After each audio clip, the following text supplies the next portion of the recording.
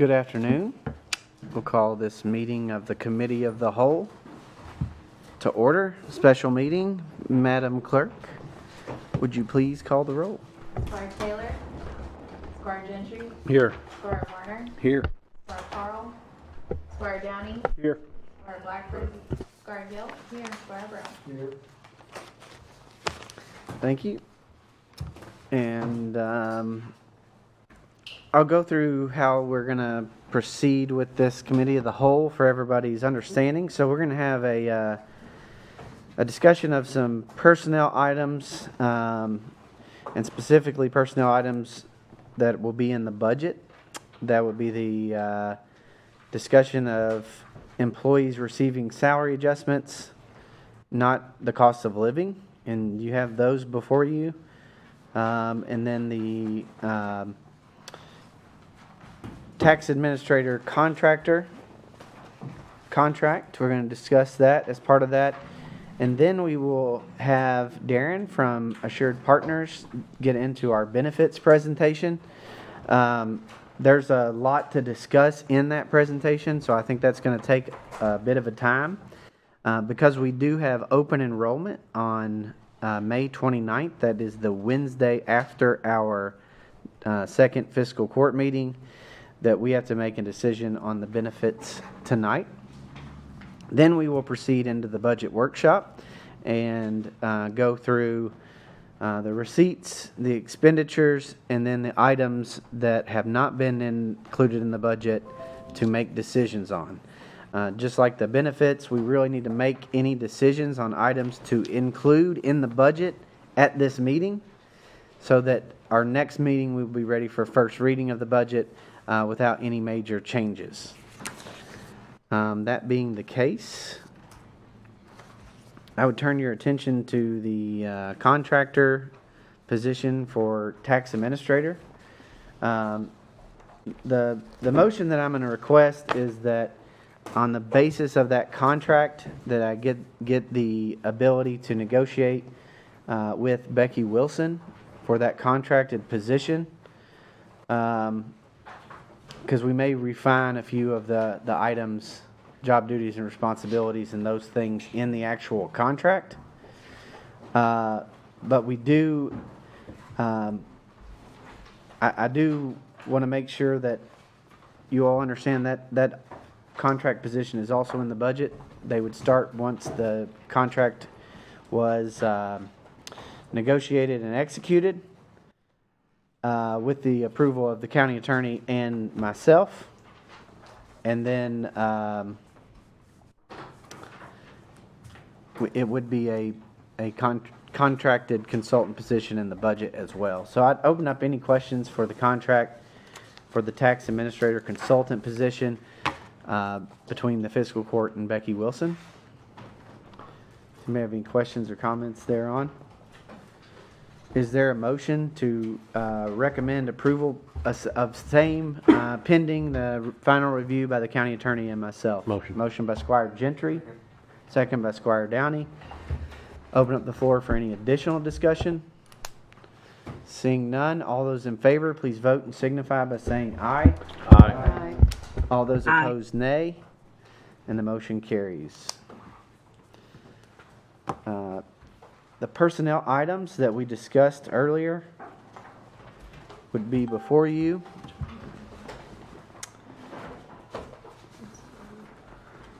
That's not it.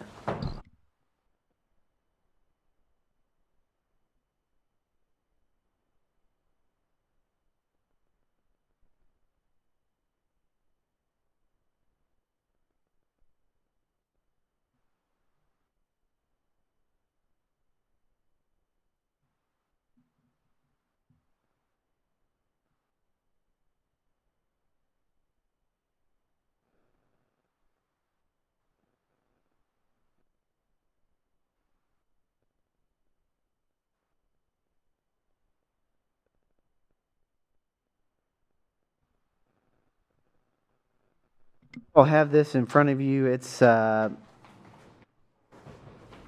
discussed, or it's entitled the Pay Adjustments Spreadsheet. It includes 4 individual positions the road department's driver equipment operator position, the animal control supervisor, the appointment of Emily Katner as supervisor, and the attending pay increase that she would receive. The treasurer would go from acting treasurer to treasurer, and the attending pay increase she would receive.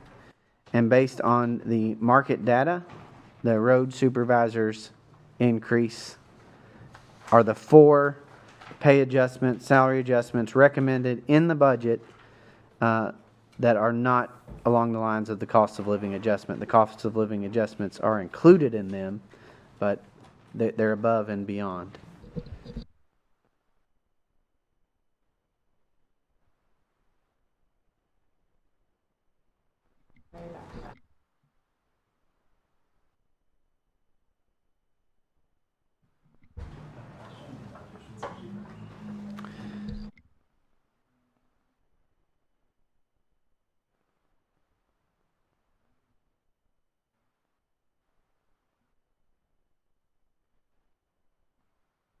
So you'll see the increase in percentages there. And again, the recommendation from the road department is for the driver equipment operator promotion. I think we all share the sentiment, at least I hope so, that Emily Katner has earned the opportunity to be the animal control supervisor. We do need to take action to move the treasurer from acting to full-time treasurer. And if you look at the market data for the road supervisor, this is in the median for these types of positions within public agencies. So any questions on any of the salary adjustments, pay adjustments that are before you? Is there a motion to recommend that these salary pay adjustments be included in the budget as presented? Motion. Motion by Squire Gentry. Second. Second by Squire Taylor. I'd open up the floor for any discussion.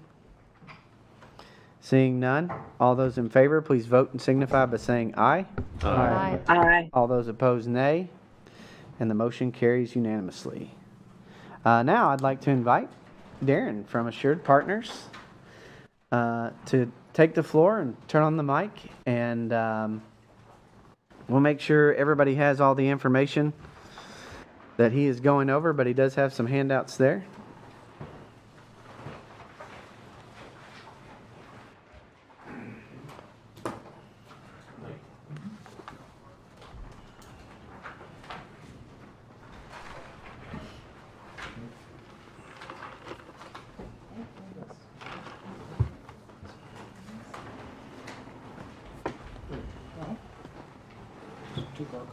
Thank you. Thank you.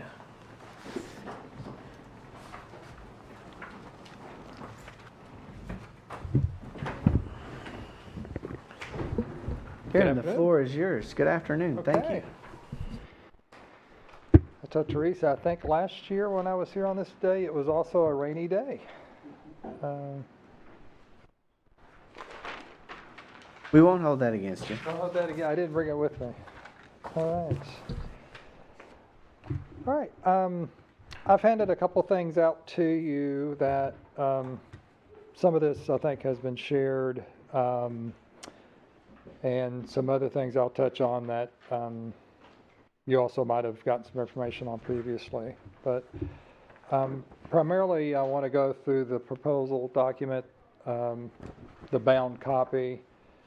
And if you open that up, we'll just begin there on page 2, the executive summary, and this kind of gives you some highlights of an overview. Then the other pages will get actually into some details of benefits and costs as it relates to the medical insurance. This year's medical renewal, this is for the plan year beginning July 1st.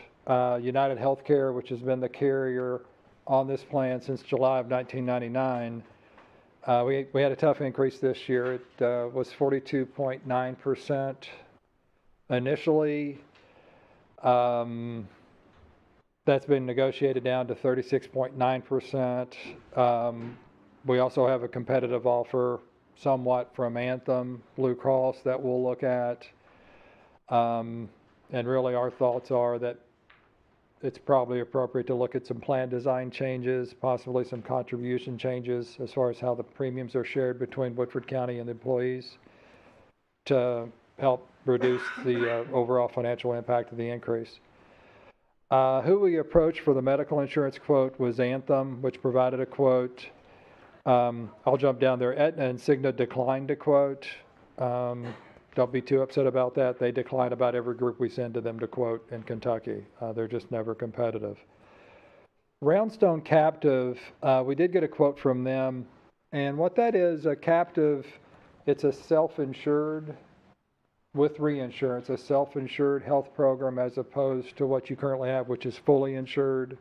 Fully insured is basically you pay a set of premiums each month that only changes by how your enrollment might change, and 100% of the risk is on the insurance company to pay all claims.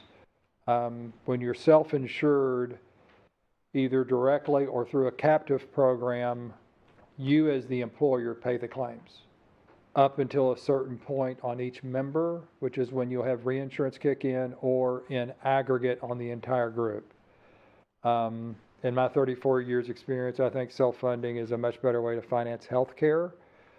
It depends on the group. And Roundstone is a captive, and basically a captive is owned by the employers that participate in the captive, and this particular captive has over 500 employers in it that we at Assured Partners have had a lot of success with our clients. The numbers didn't pan out for Woodford County to consider that this year. We don't have the highlights in our package here, but where your projected costs were with the captive was very comparable to the renewal offers, and your maximum exposure was $250,000 higher than the renewal offers. It just didn't make sense to go that direction. Hopefully next year it might be a better avenue, and that would be probably a much longer meeting to get into the details of how exactly a self-insured health plan might work. But this year it's just not appropriate based on how the numbers worked out. All the other lines of insurance coverage we have at Woodford County, dental, vision, life, disability, all the voluntary products with Aflac, those were all negotiated to a rate hold, so there's no change in those costs to the employees. So really the remainder of this presentation is focused on your medical plan and some options in dealing with that significant renewal increase. So if you turn over to page 3, that's our first spreadsheet. And what we've done here on the left-hand side is those are your current benefits with United Healthcare. Near the top of that page are your premiums currently with United Healthcare. The second plan is the renewing those exact same benefits, and also a quote from Anthem Blue Cross Blue Shield on the exact benefits, and pricing again is all near the top of the page. There is one change on your current benefits on the high deductible health plan. Even if you renew as is, the $3,000 deductible would go to $3,200. Deductibles on a high deductible health plan that's compatible with health savings account, those are determined by the IRS each year. And for 2024, the minimum single deductible on an embedded deductible plan went to $3,200, and the minimum family deductible went to $6,400. So even if you renewed current benefits, you would see that change on the high deductible health plan. So you can see, again, the same benefits. Renewing with United is about a 37% increase, which is about $523,000 difference in total annual premium. Anthem Blue Cross does have a competitive offer there if you were want to renew current benefits, but even their increase is substantial as well, but it is $100,000 better than United Healthcare. There are hidden costs, though, when you change carriers. Some things to think about. You're dealing with a new network, you're dealing with a new drug formulary. Anthem would give the county deductible credit And so what that means is your all's plan for deductible and out-of-pocket credit is set up on a calendar year, even though our plan renews July 1. So Anthem would give everybody deductible credit. That can be painful working through claims getting reprocessed and the like, but Anthem would not give us out-of-pocket credit. So whatever employees have met year-to-date out-of-pocket, January through June, would not transition over to Anthem. So again, assuming somehow you might renew wanting the current benefits, Anthem is cheaper, but there is a cost at moving, so Anthem might be $100,000 less in premium on the current benefits, but you also have to factor in whatever the cost is of the pain, the loss of out-of-pocket credit to your employees and the like. Okay? In light of that significant increase, if you turn to page 4, we quoted alternatives with both Anthem and United Healthcare, and these alternatives are identical for all three plans, except for the pharmacy benefits are a little bit different copays, but not much of a difference. So for all intents and purposes, these are identical plans. The first thing to note is the premiums at the top. You can see here on the alternatives, the gap between Anthem and United shrunk greatly. On these alternative plans, which I'll get into discussing here momentarily, you can see Anthem's quote is 24% higher than current rates. United Healthcare is 25% higher than current rates. So our belief is plan changes likely will be made on your group as far as maybe taking deductibles up a little bit, taking out-of-pockets up a little bit. And when you compare Anthem and United on the alternative, United gave you a lot more credit to make a switch to a higher deductible on these plans than did Anthem. And at a 1% difference in premium, our belief is that rules Anthem out of the game, so to speak. Why would you move carriers for 1% and go through the pain of everybody having a different prescription formulary, nobody getting out-of-pocket credit, and the like? So as to the plans we've quoted, if you focus on the far right-hand side, the United Healthcare Alternate 1 plan, compare that to the far left side, which are your current benefits with United Healthcare. What is noted in red are the changes to the plans. So you would still have three plans, and we've had three plans since we've worked with you since July of 19. You have a high deductible HSA health plan. That's the type of plan. If you're not familiar with it, there aren't any upfront copays. Every medical and pharmacy expense is subject to a deductible. That's how a high deductible health plan works.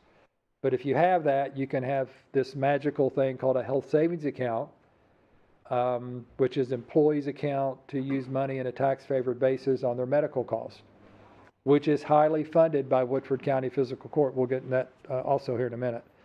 But you've had that high deductible health plan, and then you have two PPO plans, and the difference in the PPO plans primarily has been the level of deductible and the out-of-pocket maximum. So as you look on the plans on the right versus your current, on this alternate, what we did is we increased the deductible on the HSA plan by $1,000. On the middle PPO plan, we increased the deductible by $1,000. And on the high PPO, which by the way, you only have 14 employees covered there, we increased that deductible by $750. The out-of-pocket maximums on all three plans increased anywhere from $1,000 to $1,500. But the copays on the plans have not adjusted except for prescription drugs.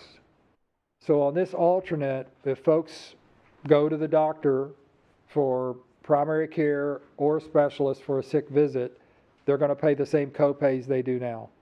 If it's an emergency room visit, they'll have the same copay they have now. If it's an urgent care visit, they'll have the same copay as they do now. The difference that probably will affect more people than just the deductible or the out-of-pocket is the pharmacy benefit on this new plan, the alternate one. It's a different drug formulary with United than the plan is using now, and the copay structure is a little bit different. For those on the high deductible health plan, they're used to paying a percentage after the deductible. On this plan, they'll pay copays. And then the copays on the PPO plans, if you compare those to the current copays, they're a little bit different.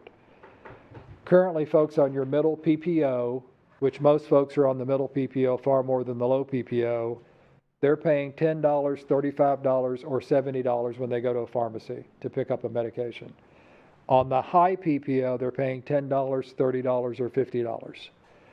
Under the alternate plan, the copays are $10 for Tier 1, $40 for Tier 2, $85 for Tier 3, and Tier 4 is a new copay level on this plan at $250.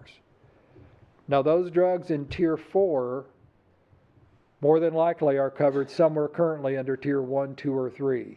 Very likely under Tier 3. Those are your more expensive medications that would fall into a Tier 4.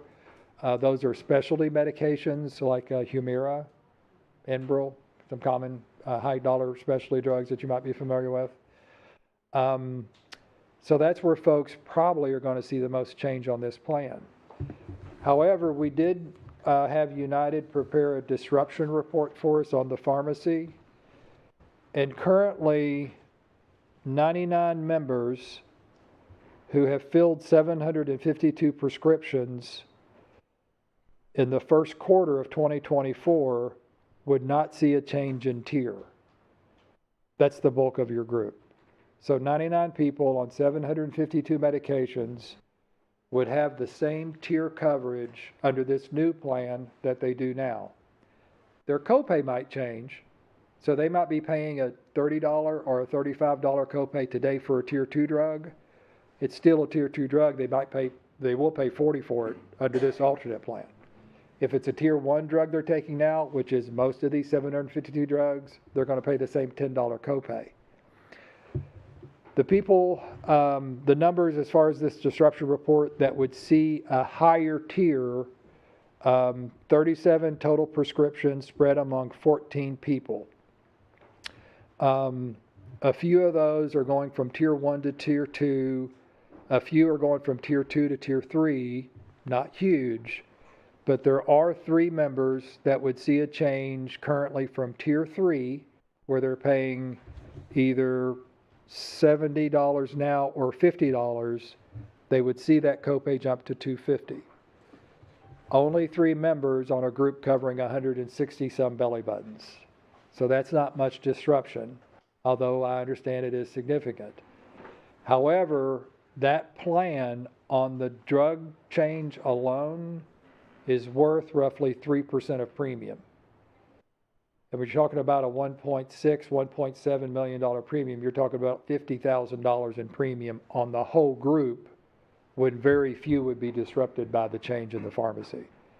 So our recommendation is you do look at an alternate plan design, but we also move the drug benefits to this other category than what we've had in place the last 5 years. Still an incredibly rich plan, and we'll show that in some benchmark information. Still great copays and great coverage, albeit a little different than what you have now, but well worth the savings in our estimation, since very few people will be affected by the disruption. Going back to the spreadsheets, if you turn over to the next spreadsheet, here we wanted to show you another alternate plan with United Healthcare that isn't quite as big of a change, but still driving down premium considerably from the renewal of 37%. So on this page on the far left, you're looking at your current plan and current rates. In the middle is the alternate 1 plan that I just described. On the far right is another alternate we labeled alternate 2. Again, these plans would not change copays. It's the same office visit, emergency room, urgent care copays employees have had going back to 2019. It's the same prescription drug change that I just talked about. This plan has the same out-of-pockets we're looking at with alternate 1, but the deductible increases on this plan are not quite as large.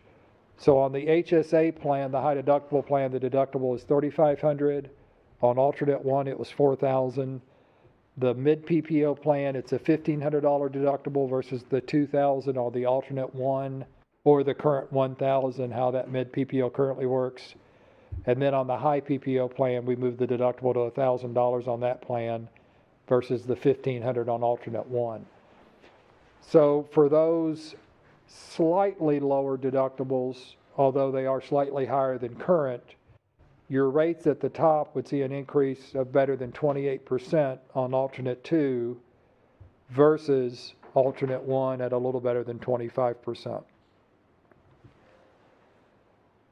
We think either of those two alternates are in no means draconian in terms of the change. Again, you would still be offering a great benefit. But again, keep in mind every percent difference versus your renewal on the amount of premium being paid, every percent is worth $17,000 to $18,000 a year. So when you're looking at an 8% or possibly a 10% difference in the renewal on current benefits, you're talking $150,000, $200,000. It's a significant change versus renewing as is. And again, I don't think these changes are drastic. And in fact, they actually get you, I think, closer to the benchmarks. And with that said, the separate handout I gave you was some benchmarking analysis that we put together. And this will give you an idea how you all are comparing to your industry. So if you turn over a couple of pages into this benchmarking, it begins with comparing your all's premiums and how you share the premiums versus public administration. So Assured Partners, being one of the 10 largest brokers in the country, we have a lot of data. So this benchmark includes information from 78 different entities in Kentucky and surrounding states that are our clients. So it's a lot of lives counted in this. And the first page and this page and the next page compares your PPO premiums. On the left-hand side, it's a comparison of how much percent of premium is paid by the employee and what percent is paid by Woodford County. And on the right-hand side, it breaks it down into dollars. Your all's premium is higher when you add up the premiums between the employee and Woodford County versus the benchmark than what we see for the average public administration client. But your percentage sharing of charges are not terribly far off than what the benchmarks are for the PPO. The next page compares the PPO premiums on employee, child, and family. Same thing as the first page, which was single employee and employee spouse coverage. Again, your benchmarks on a percentage are right on how the typical public administration entity shares the premium between the employer and the employee. Moving on the high deductible health plan benchmarks, this is where your contribution's a little bit richer than the typical average of the 78 other entities that are included in this information. The high deductible health plan, the single coverage, what you all do, I'm not recommending you change. I think that's a great story to tell that you all provide health insurance for free. Everybody can get single coverage on your all's high deductible health plan with no premium. I think that's a unique story. It's a lot better than the benchmark. I don't know, a lot better, but 12%. And these premiums are lower, so I don't think it's a huge dollar difference. But again, I think that's a neat story Woodford County can tell. But your dependent contributions on employee, spouse, and then you'll see on the next page on employee, child, and family is generous. You all make a nice contribution to all your lines of coverage, and actually, you all have more money flowing into the PPO contribution than your high deductible health contribution, even though on a percentage basis, you all are quite a bit better than the benchmark. if you flip the page after that, the benchmark compares your plan designs. And this is where I think you have some room to look at those alternate plans. Currently, Woodford County, which is in the gray, Woodford County is on the left, public administration on the right. Your deductibles currently at $1,000, and I benchmarked the mid PPO plan for this since most of your PPO folks are on the mid PPO. You have $1,000 deductible. The typical group has a $2,000 deductible for a PPO. Okay? And remember, one of the alternate plans, alternate one, we're using a $2,000 deductible on the PPO. Median out of pocket, Woodford County currently $3,500 on the mid PPO. Public administration's at $4,000. So our alternate is a little higher than that median for out of pocket maximum. On the high deductible health plan, Woodford County's at $3,000. Which is where our average group is, although those are changing this year because the government is requiring the higher deductible to $3,200. But the out-of-pocket, you all are a little bit lower at $4,000 versus $4,500. So your high deductible health plan is really not much off the benchmarks, what we see for the 78 other entities included in this analysis. But your PPO deductible certainly is rich compared to the benchmark. And your PPO contributions, I think, are in line. Your high deductible health plan is very good compared to the benchmark. So keep those in mind as you look at those alternates. And if we go back to the proposal document, the last 2 pages, we've laid out some cost comparisons on how to share the premium in the new plan year. There's literally a billion combinations you can come up with on how you want to share premium. So there's a couple of ways that I looked at contribution sharing in the new plan year. So the first page I did, they're labeled at the top left in red. This is assuming you keep the current contribution percentages that are currently in place. So in other words, if you all are paying 90% toward a single PPO premium, 10% to the employee, that same percentage sharing carries on into the new plan year. So everybody pays the same percent they're paying now. What that would mean is both Woodford County, as the employer, is taking on a 25 or 28% increase, depending on what alternate plan you might want to go with. The employee is sharing the same pain. They're also seeing the same 25 or 28% increase that the county is, based on what alternate plan you might want to go with. What we did on this spreadsheet, on the left-hand side, is we showed what the current employee deductions are that employees see. These happen twice per month, I believe. You all are twice a month deductions. Those are your current deductions. So what we did in the middle column there is we assumed alternate one was the plan design taken going forward, which is the 25% increase. And again, we took that 25% increase roughly, and all these employee contributions increased by 25%. The county's contribution increased by 25% as well. At the bottom of the page, what you'll see there is a breakdown of, on the left, total current annual premium paid for medical insurance. Excuse me, how much of that is paid by Woodford County Fiscal Court? Following that, how much of that is paid by the employee? Then we added what Woodford County is contributing toward employees' HSAs.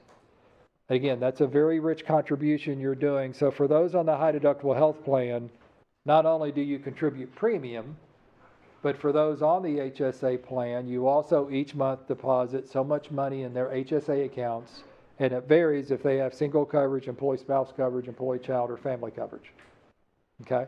So I think that has to be factored in into what kind of money you all throw into this pool for medical coverage. The number in bold there at the bottom is the total Woodford County premium and HSA contribution. Again, on the left, you can see current year. In the middle is what alternate one would look like, and the increase in contribution. And when you factor in the HSA contribution not changing, then the 25% medical contribution with the HSA not changing, that brings down the total increase to 23% when you look at dollars this year versus dollars next year. Again, combining the premium you all pay as well as that HSA contribution, right? On the far right are the numbers going with alternate 2 at the 28.48% increase in medical premium.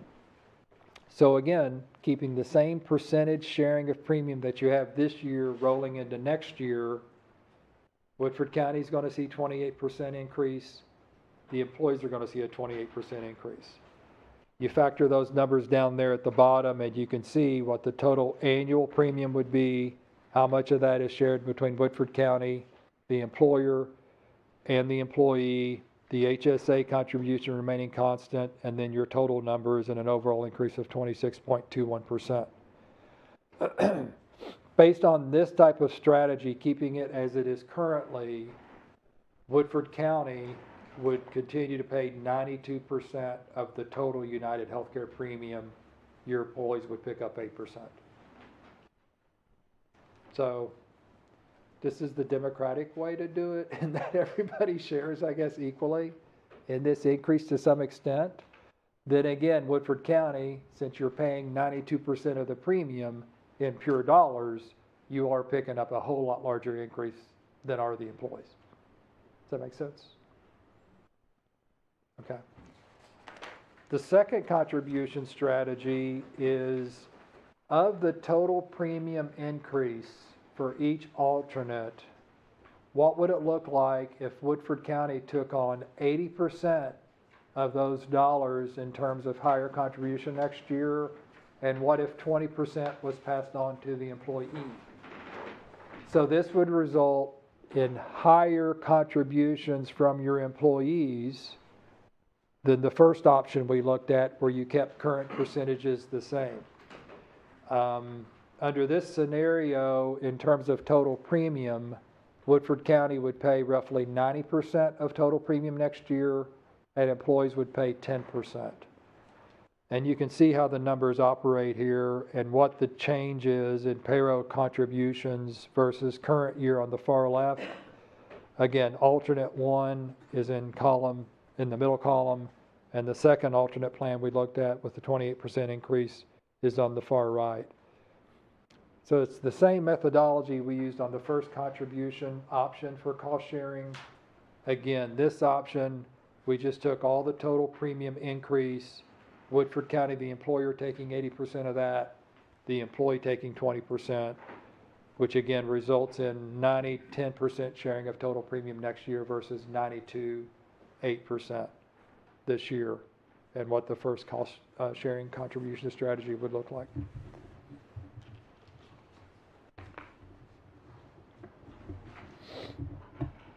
Again, I think you could come up with 1 billion different cost sharing strategies. The first strategy I came up with, I just thought, again, I don't know what's budgeted, what you can take on, just trying to keep current percentages the same. You know, if you look back to the benchmarks, this would not affect the benchmark percentage sharing of charges that shows you all are right on your PPO contribution. And even though your HSA high deductible premium contribution is very rich compared to the benchmark, you actually have a little more money as the employer going toward employees on the PPO than you do on the high deductible health plan and the HSA contribution. It's not much of a difference, but it's a little bit. So if you were to decrease your HSA contribution or your medical premium contribution to the high deductible health plan, it's only going to widen that gap. And then I think we probably need to calculate maybe some different numbers to make it a little bit more fair. In other words, an employee taking a PPO shouldn't necessarily get a significant amount of more contribution from you as the employer than those who take a high deductible health plan. So right now they're pretty close. That first strategy where you keep the same percentages, it remains close. The gap widens a little bit more with more incentive toward the PPO. When you look at the contribution changes, assuming 80% of the increase taken on by Woodford, 20% of the increase taken on by the employee.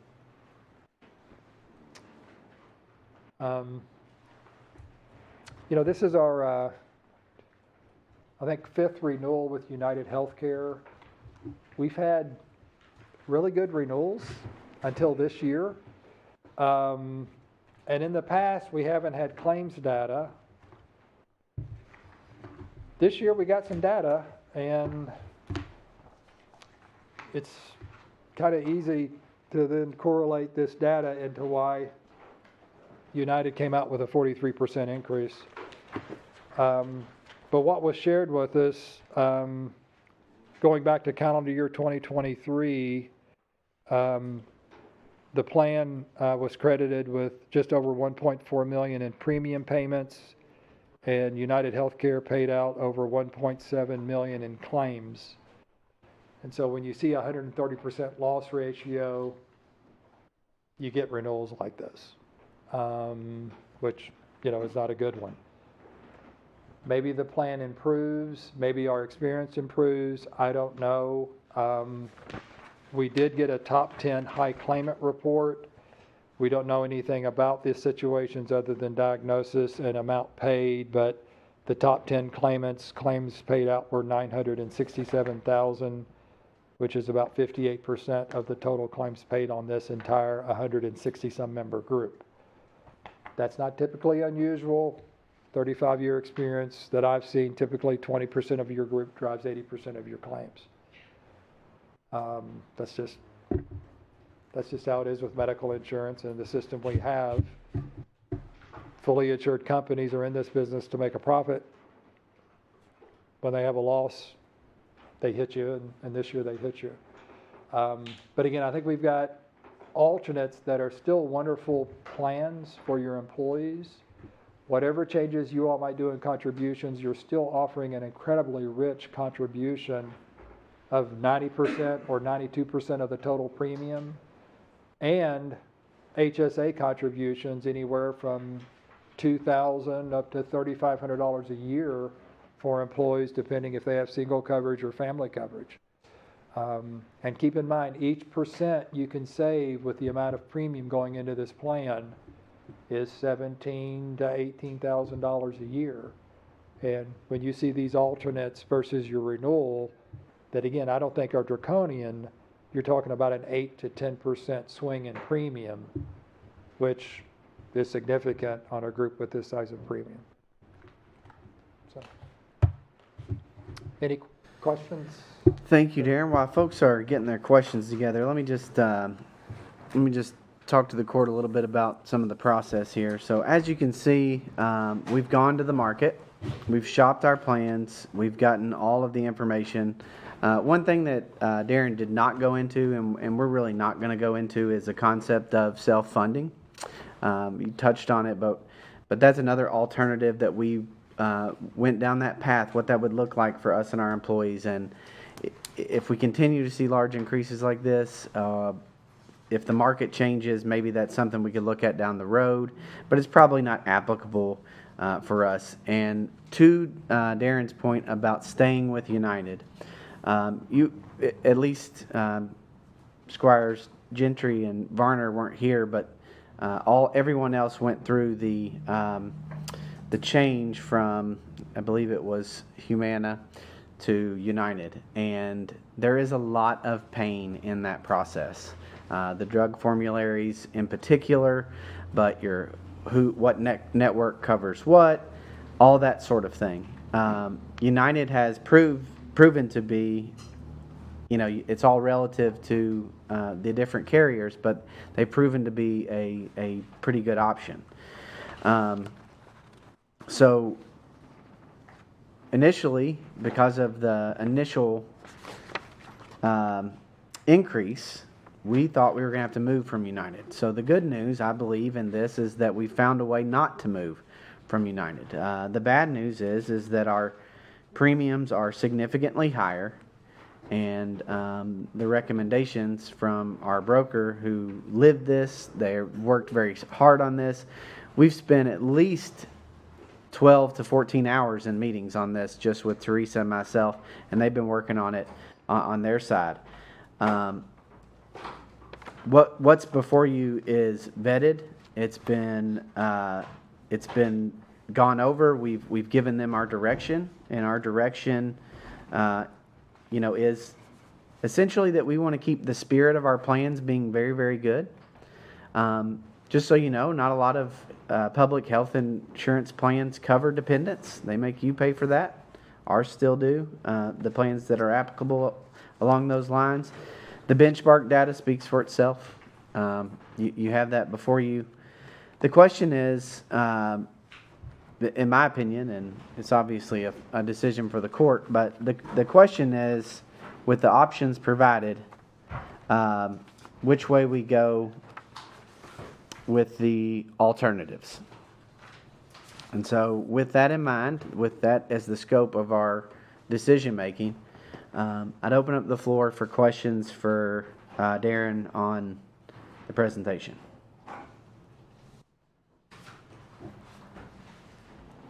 But not everyone at once. We can't speak over each other. I know it's a lot to take in, but the legwork, the hard work, the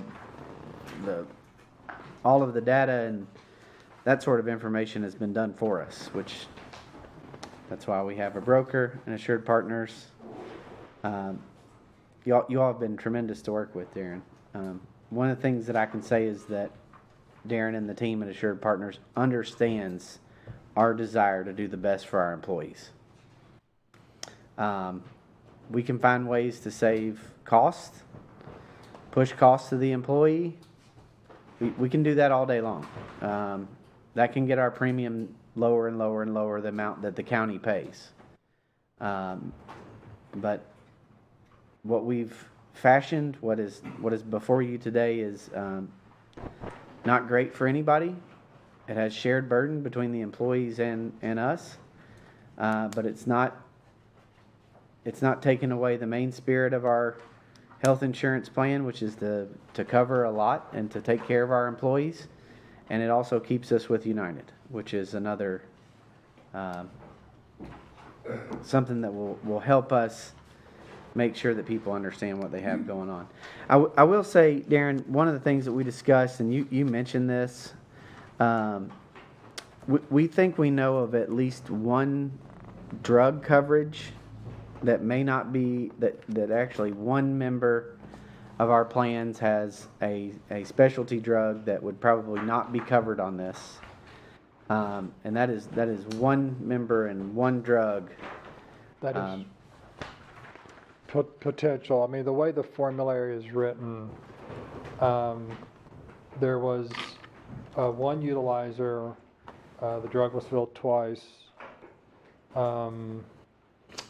That's a tier 2 drug that is excluded under the formulary that would be in place July 1 with either of those alternate plans. Without getting into more specifics, the therapeutic class that drug is covered under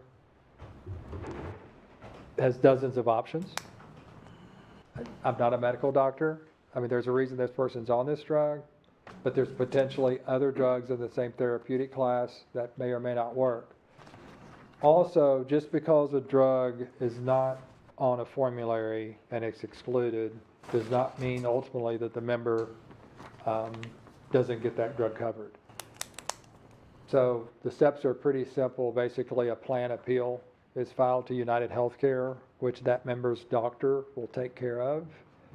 And oftentimes you see, the client win the appeal, that the doctor's got evidence that, this drug was tried, this drug was tried, this drug was tried, and so on and so forth. This is the only drug that works. They'll approve it. If it's a brand name drug with a generic equivalent, you're not going to get that approved on an appeal. But oftentimes we do see appeals win, and drugs, even though they're non-formulary, non-covered, end up being covered. If that were to be the case with this drug, I can assure you it would probably be a tier 4 under this new plan. But there is only one drug out of the 791 drugs that were filled in the first quarter that would not be covered on this new formulary.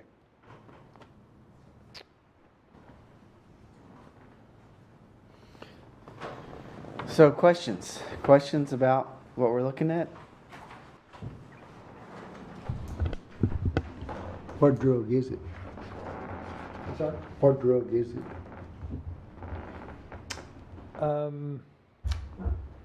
I can share that with James and. Yeah, we can share that offline. Okay. Just because it's singular. It only affects one person, so I wouldn't. It's not singular. That's right, it's not But singular. it's singular. I'm sure everybody's seen that. The old inside pharmaceutical joke there, eh? Yeah. See There you it. go. Very good. No, it just says that abundance of caution that would be recognized. We'll share that privately.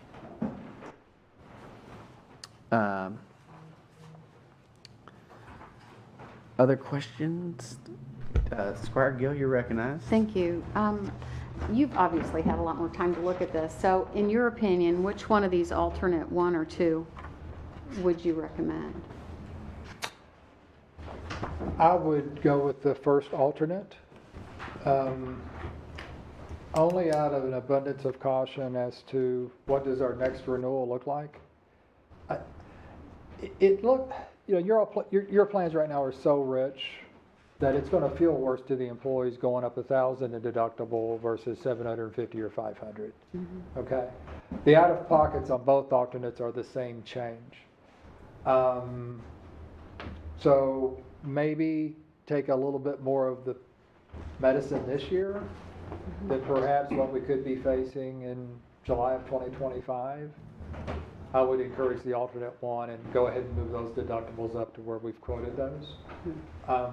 And also keep in mind, I don't have this report, but I can tell from the high deductible report and how much of the claims are going to those top 10 claimants. I'm 99% sure your group is like all the others, that you've got 20% of your population that approach a deductible. Most of your population never even sees a deductible expense. Most of your population, like all health plans, they're using the plan for office visits and prescription drugs. That's why you still have folks on a PPO plan. The only reason in a group like this with such a rich HSA contribution that you all have is either 1, people don't understand it, which we preach it every year at open enrollment, or 2, they want to hang on to that $25 copay or that $10 copay for a drug. 25 when they see their doctor. So, when you're changing plans, your deductible and out-of-pocket change is going to have your biggest impact on premium change. But the deductible and out-of-pocket has the least amount of change on the bulk of your population, because only 20% of your folks, I'm sure, are dealing with a deductible. So you've got that few, or that 1/5 of your population that might be taking on a little more deductible, even though all 165 members are subject to it. It's just in reality, 70, 75%, 80% of your population have very little going to the deductible and would never hit a deductible, even where they're at today at the lower levels. And keeping the copays the same, at least for office visits, emergency, and urgent care, they're not affected in any sort of way with those alternates. And on the prescription drugs, there's just not enough disruption on this disruption report where the bulk of your group's going to be affected by that either. Some will, the 12 or 14 we identified that would see a higher copay. Yeah, they're going to see a little higher copay for drugs. But again, you're benefiting the entire group in over 3% premium savings alone on that drug change. And that's no small, you're talking $55,000, $60,000 in premium alone, just for that, benefiting the entire group, not just a few users. Yeah, Darren, you're talking about alternate 1, the back page, the 90% for the court contribution, or which one are you referring to? I'm suggesting from a plan design standpoint, alternate 1. Remember, there's 2 triple option plan designs, alternate 1 and alternate 2. Once you decide on that, then you have to figure out on the last 2 pages, how do we want to contribute to that premium, right? So you pick a plan. I would pick a plan. That's right. And from a percentage, even if you keep your same rich percentage sharing of charges that, you all pay, I think, 19 right now. right, of the total overall premium, but I broke that out somewhere on each individual tier. So even if you kept the same percentage of premium, Yeah. like right now, you all are paying 20% of the employee spouse Losing that here. rich PPO plan. So even if you keep that same percentage sharing of charges of county paying 80% for that particular employee in that particular plan and the employee paying 20%, that employee on alternate one is still going to see a $51 per pay period change. That's pretty significant in itself. So it doesn't sound like much difference to keep our percentage sharing of the charges the same versus we'll take 80% of the increase and the employees take 20%. But that change is $50. If you look at some of these other tiers on down, I mean, the changes are significant. The folks on the high deductible health plan especially, the current family deduction is $82.58. If you keep the same percentage sharing of charges, it's $102.58. Must see that. That's a $19 a month or pay period change. Well, the other alternative, the 80-20 sharing, that employee goes from 82 to 134 a pay period, $52. Again, even if you did that, it's still very rich contribution what you're doing. But, if you're changing plan designs, and albeit most employees won't feel the pain of the higher deductible, on top of that, to make such a huge change in employee cost, I don't know.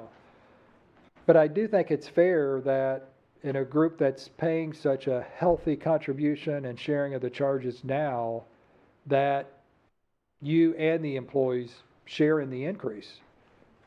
And there's no two ways about it, the increase is 25%.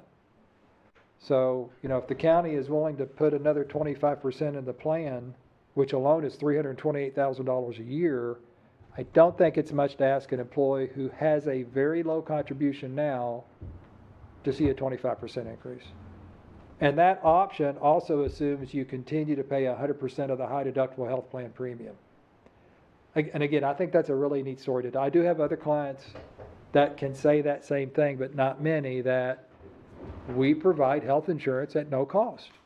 You do if the employee selects the high deductible health plan. Now that's for single. You can't do that for families, or there's just not enough money out there to do that. But that's a neat story to tell. Squire Carl. Yes, Darren, do you have it broke down? I'm sorry.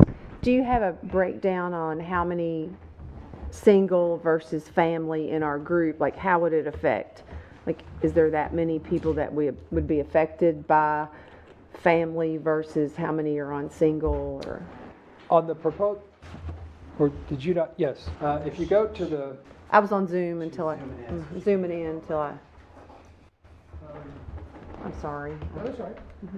It's here in the proposal document all the spreadsheet pages will tell you on the left-hand side Okay. the lives. Okay. So the first column is the HSA, the middle column's the mid PPO, the third column is the Okay. rich.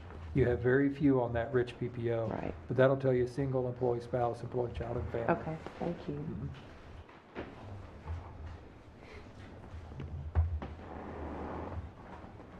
Like most of your covered lives are single employees. Uh-huh. But you all do have a pretty good dependent population, which a lot of that is because your contribution is very rich. Not unusual for public administration. Yeah, I was going to say that's part of the appeal working for county government, I Oh, think, yeah. for folks. My clients and government clients typically all have the richer benefits and the lower contribution on the employee, right? And I'll just make one note. The benchmarks show that we give better plans than most. So, yeah, I know it's common among public agencies to give cover dependents, but even our coverage and our contributions and the plans that we have are all better than all the benchmarks. We are focusing more on the employee and their families and dependents' health care and bearing the burden of that cost by the county than most other counties, cities, and public agencies. As a percentage, you contribute more. You're more right on the PPO, but your plan has been quite a bit richer in the PPO. And the average government HSA contribution, you're much higher than that. That's typically $750 single, $1,500 for those covered dependents. And you all are anywhere from, is it $150 a month on the single? So anywhere from $1,800, $1,900 a month annual contribution for single, and the families get a contribution approaching $2,800. So it's a very rich HSA contribution. Yeah. Which is great. We've been, encouraging that for 20 years and trying to give more of the power to the people, use these dollars wisely, let them build. It's a great retirement account. You don't have to spend it every year. The HSA is a powerful tool. Until you get on Medicare. Then you can no longer contribute to an HSA. So other questions or? Again, I think it's been distilled down to four very basic options here. Those options are your last two pages. It's alternate one or alternate two, keeping the current contributions 92.8 or 80% of the increase to the court, 20% to the employees, which is the 90.10. Which would be the page 2. Those are the differences. They may look like similar pages, but they reflect keeping our contributions the same, page 1, and then sharing that contribution 80-20, page 2. So essentially there are four options. In our budget, as you all know, we budgeted 30% increase on health insurance cost. If we were to do anything outside of this, keep the plans the same, that sort of thing, you'd have to vote that into the budget, and it would take a long time to figure that out. But I can tell you, it's a considerable cost and expense, one that I do not believe would be sustainable over time.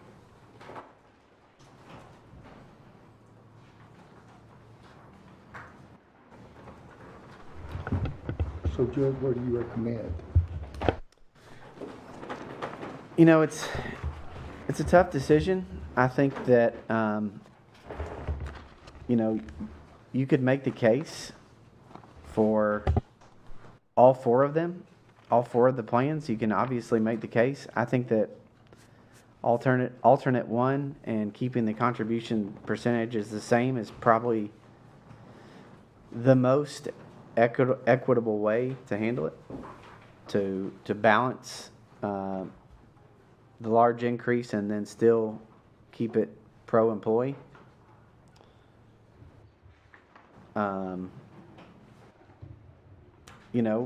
If our group continues down the path that it is currently on, it's probably wiser to go with a different alternate and maybe even some more sharing. But I think that alternate one and keeping the current contribution percentages the same is the best for the employees. And that's what I'd recommend. You're about a $43,000 savings if you that way versus the 90-10. Yes, that's exactly right. So other questions with that under consideration? Other questions or comments? So essentially, to distill it down, my recommendation, spending hours and hours and hours on this, is the best decision for our employees would be alternate one, keeping the contribution percentages the same. I'd like to make that motion to go with alternative one with the current contributions. We have a motion on the table. Second that. A second by Squire Downey. I'd like to open up the floor for additional discussions and questions. So now we know exactly what we're looking at with this motion on the floor.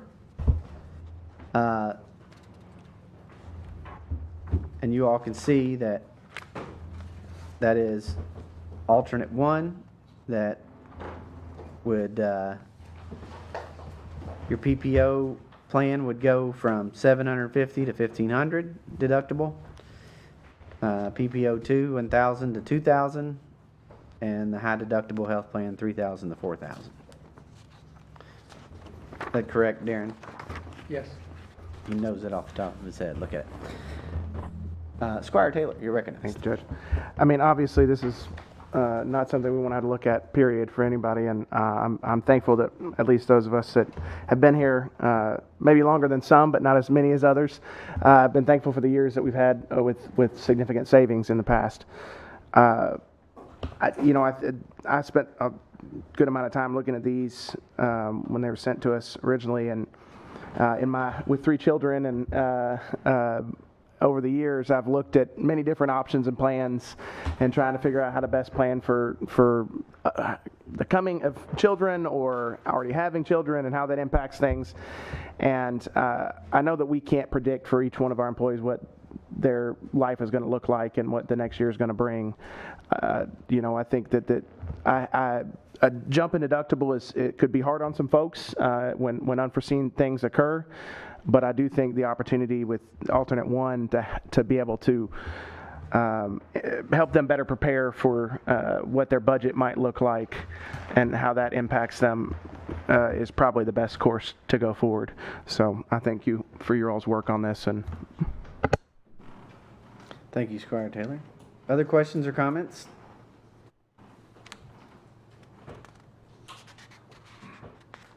There's a motion on the table. Does anybody need clarification on that motion? Seeing none, all those in favor of the motion on the table, please vote and signify by saying aye. Aye. All those opposed, nay. And the motion carries unanimously. Darren, thank you. Thank you for your hard work in this presentation. We will see you again on Wednesday, May 29th at our open enrollment meeting. This gives us the opportunity to get all of that together in a pretty short window of time to get everybody ready to open enroll. And the great news is we're staying with United, so it's not going to be that big of a difference. There could be some movement for folks that see better options in moving to different types of plans with the changes we made. And we will be at the Woodford Theater for that meeting on the 29th. So any last questions for Darren before I allow him to be excused? Yes. Thank you all. Thank you very much. We appreciate it. So we will take a brief recess before we get into the budget workshop. I'd say take at least 5 minutes, and we will reconvene before 3:20.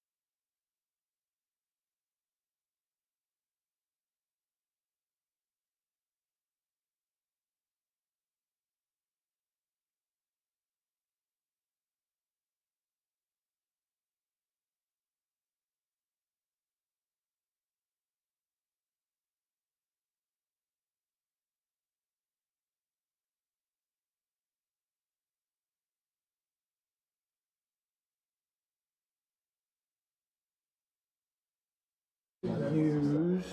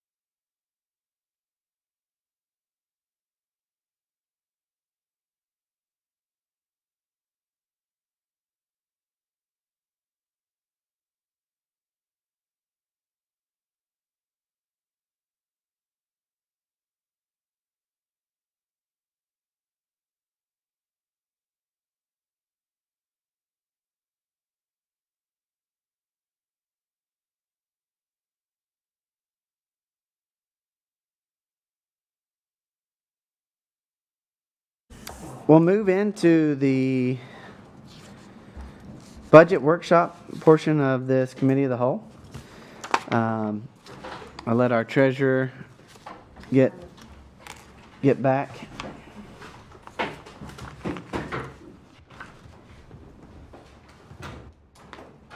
Okay. So how we're going to handle this is you'll have, for the first time, the receipts in this format. And there are just a few basic clerical changes in the receipts, and I'm going to have the treasurer go over those briefly in a moment. And then you have the expense side of the budget, which is this. And we're going to put these documents up on the screen as well so the public can see.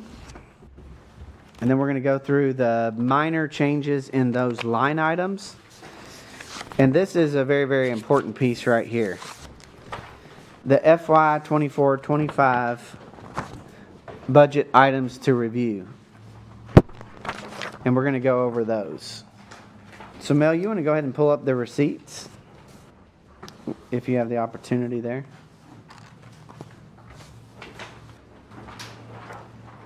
I want to say that I really appreciate our treasurer's handling of the receipt side, and our finance officer working on the changes so that everything is pretty much self-explanatory and straightforward. If there's something that's confusing you, it's just ask the question, because everything's pretty straightforward as what you've received thus far. But she's got the receipts budget pulled up there. Again, that's this document here. And you just want to go over those brief changes, Madam Treasurer.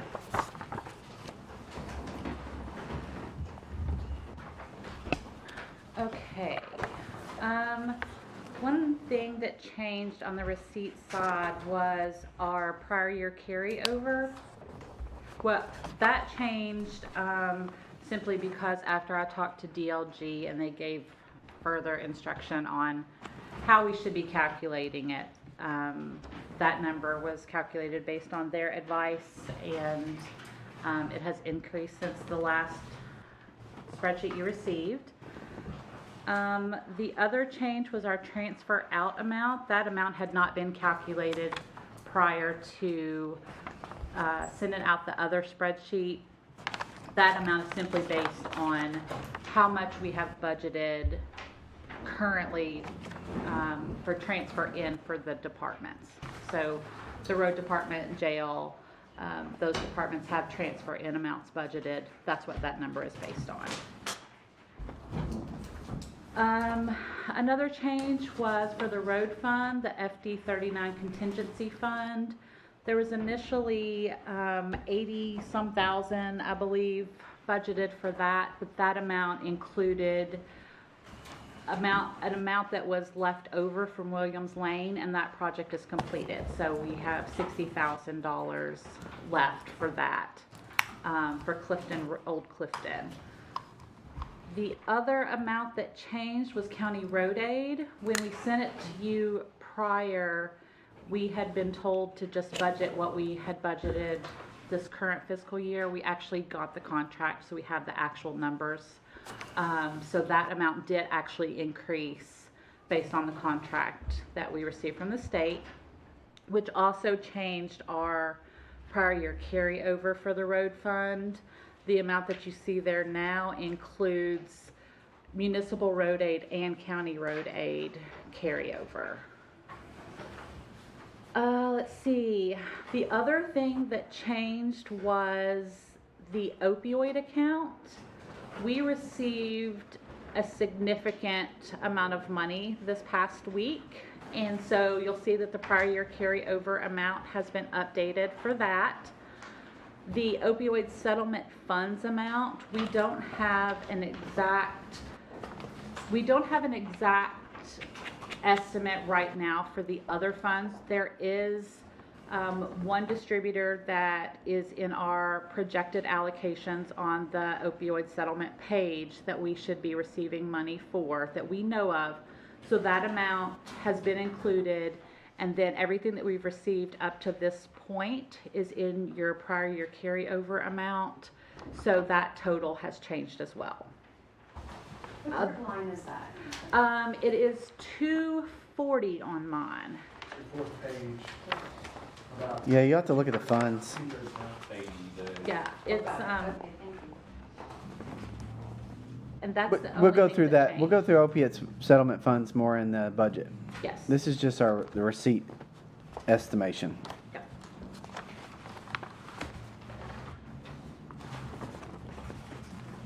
And that's it, right, Madam Clerk? Or, shoot, old habits. Madam Treasurer? So, that's the receipt side. We haven't even typically gone over that. So, those are just the changes of note. Again, they're just mainly clerical changes. So, you have this item, in front of you right here. It's called the FY 24-25 budget changes as of 5/14/24. It's this. Yep, that's it there. The Young Farmer Assistance Program, we just changed the name from Young and New Farmer Assistance Programs, as are more common than just a Young Farmer Program. It's just simply a name change. The General Reserve for Transfer has changed in the overall document. The HCIP Pavilion Project Land and Water Conservation Fund grant. Again, that's the amounts don't change, it's just a name change. And then the opiate task force program support increased to reflect the amount in the receipts. And we'll go through that when we get to that line item. So that is the total sum of the changes in the budget worksheet for the expense side of the budget. So this next item is the most important item for action. It is the FY 24-25 budget items to review, to include, or exclude. These are the items that you as a fiscal court will need to affirmatively vote into the budget. The budget that I presented does not have these items in there. The budget is in your hands, and you all have the opportunity and ability to vote these into the budget. The first item is a request from the coroner for a new vehicle. We shared with you a roundabout figure for a Chrysler Pacifica that was on the state budget contract in the amount of $43,985. We can go through, we can discuss this a little bit more in detail, but that's why that number is there. It's based on a Chrysler Pacifica brand new that the coroner has shared with us for interest in purchasing. But there's a process behind that. We'll explain that when we discuss those. The next item is the neighborhood grants. I really believe that the neighborhood grants were a successful and important program that helped show that our fiscal court was supporting our neighborhoods, that we were putting taxpayer dollars back into our community. We were doing worthwhile, important public purpose projects. But each time we got to that allocation, we began to get into the discussion of the viability and a little bit into the discussion of the worthiness of this grant program. So I left that item amount blank. That is a decision for the fiscal court to make as to whether to fund and how much to fund in the next budget year for the neighborhood grants. The Fair Board support, I have been in discussions with the Woodford County Fair Board, of which I am a member by virtue of my position. Some changes to some of their operations, and essentially I'm recommending that we fund the Fair Board as a public purpose amount in the amount of $2,000, but that we basically make that contingent upon the continued discussion. I know Squire Varner has attended meetings with me. We're all in full support of the Woodford County Fair. We just need to make sure that that support is contingent upon a few things that are taking place in the Fair Board. So I do recommend that the fiscal court vote to include that. The next item has come to you which is there's going to be a recommendation, I believe, to increase the salaries of magistrates according to the CPI. And so if we are to do that, that needs to be in the budgeted amounts. And this is how it breaks down. You have your salaries, the Social Security, the retirement. As you'll see, Beverly has done a good job. These are the additional amounts. These line items already exist. That is the total cost of the additional amount. So it's not the total line item. It's the additional cost to the line item. I say that because you move on down to the maintenance position. Rick Wade has requested an additional specialist with the heavy workload that he and his team have. That is a new account. That is a new account. So that reflects the total amount of that new position. In addition, the road department has requested an administrative assistant at the salary stated. Again, that's also a new account. The other item is, which was presented in Director Wade's budget, but that's $160,000 for a government center generator. We do, as I have explained to a few folks, we do have in the budget the electrical work to prepare the government center, which has a very old piecemealed electrical setup. You know, it was done, the building is actually 2 buildings. It's a building in addition. The electrical work was done piecemeal. It really needs to be reworked, the metering, all that sort of stuff. We have that money, that electrical work, to put in a transfer switch to allow for a generator. We have that in the budget. We do not have the generator in the budget. My recommendation is that we continue to look for grants along those lines, but it is something that we need to discuss. You all saw that Rick has proposed a new building. It's a very, very big ticket item. I think that in order to have the discussion on this building at all, we have to have it in this part of the budget to review. I don't expect that we will approve it, but it can never be considered if we don't start the conversation today. So that's what we're going to do. But those are the only items that I have specifically set forth that we have vetted, that we have line items, that we have amounts able to include in the budget. Anything additional into the budget except for clerical errors and things that do not change the fund account amounts would need to be voted on tonight. Because we wouldn't be able to meet on May 28th, change the budget, and then have Beverly and Melody have the opportunity to implement those changes in time for a vote, unless we just wanted to hang out all night while they did their work and then get presented for that. So we've never done it that way, and I don't recommend doing it that way. So those are the things that will be, I think, the most important discussion points. But now we'll go through the expenditure items on the budget. Another thing that I want to add is that these items are for public view on our website. And we've included those. The whatever passes tonight will also be updated and included. So we start out with the judge executive line items. It's pretty straightforward from last year to this year. That would be in your starting with line item 1 through line item 13. Does anybody have any questions regarding any of those line items? If you need to come back to a line item, just let us know, but we'll keep moving along. We have the county attorney's line items, second, line item 15 through line item 23.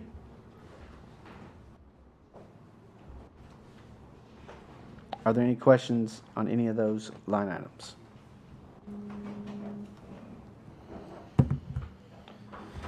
Again, if you want to return to a line item that we've already passed up, you just let me know. But we'll keep moving along. The county clerk's line items are the next set of funds. You got line item 25 through line item 49. I want to say that y'all know that we passed their budget on the calendar year. And so DLG approves their budget. So the county clerk's budget is entered in here as approved. It is subject to change because we do offer the cost of living adjustment to all county employees, all full-time county employees as of July 1. So that's why I say it's subject to change. If, as you all also know, that if the annual standing order amount or the budget amount it exceeds what we passed, the county clerk will have to come before us to ask us to increase the order and amend their budget and approve their amended budget. So essentially, it's the same as you passed. The same thing goes for the sheriff's office.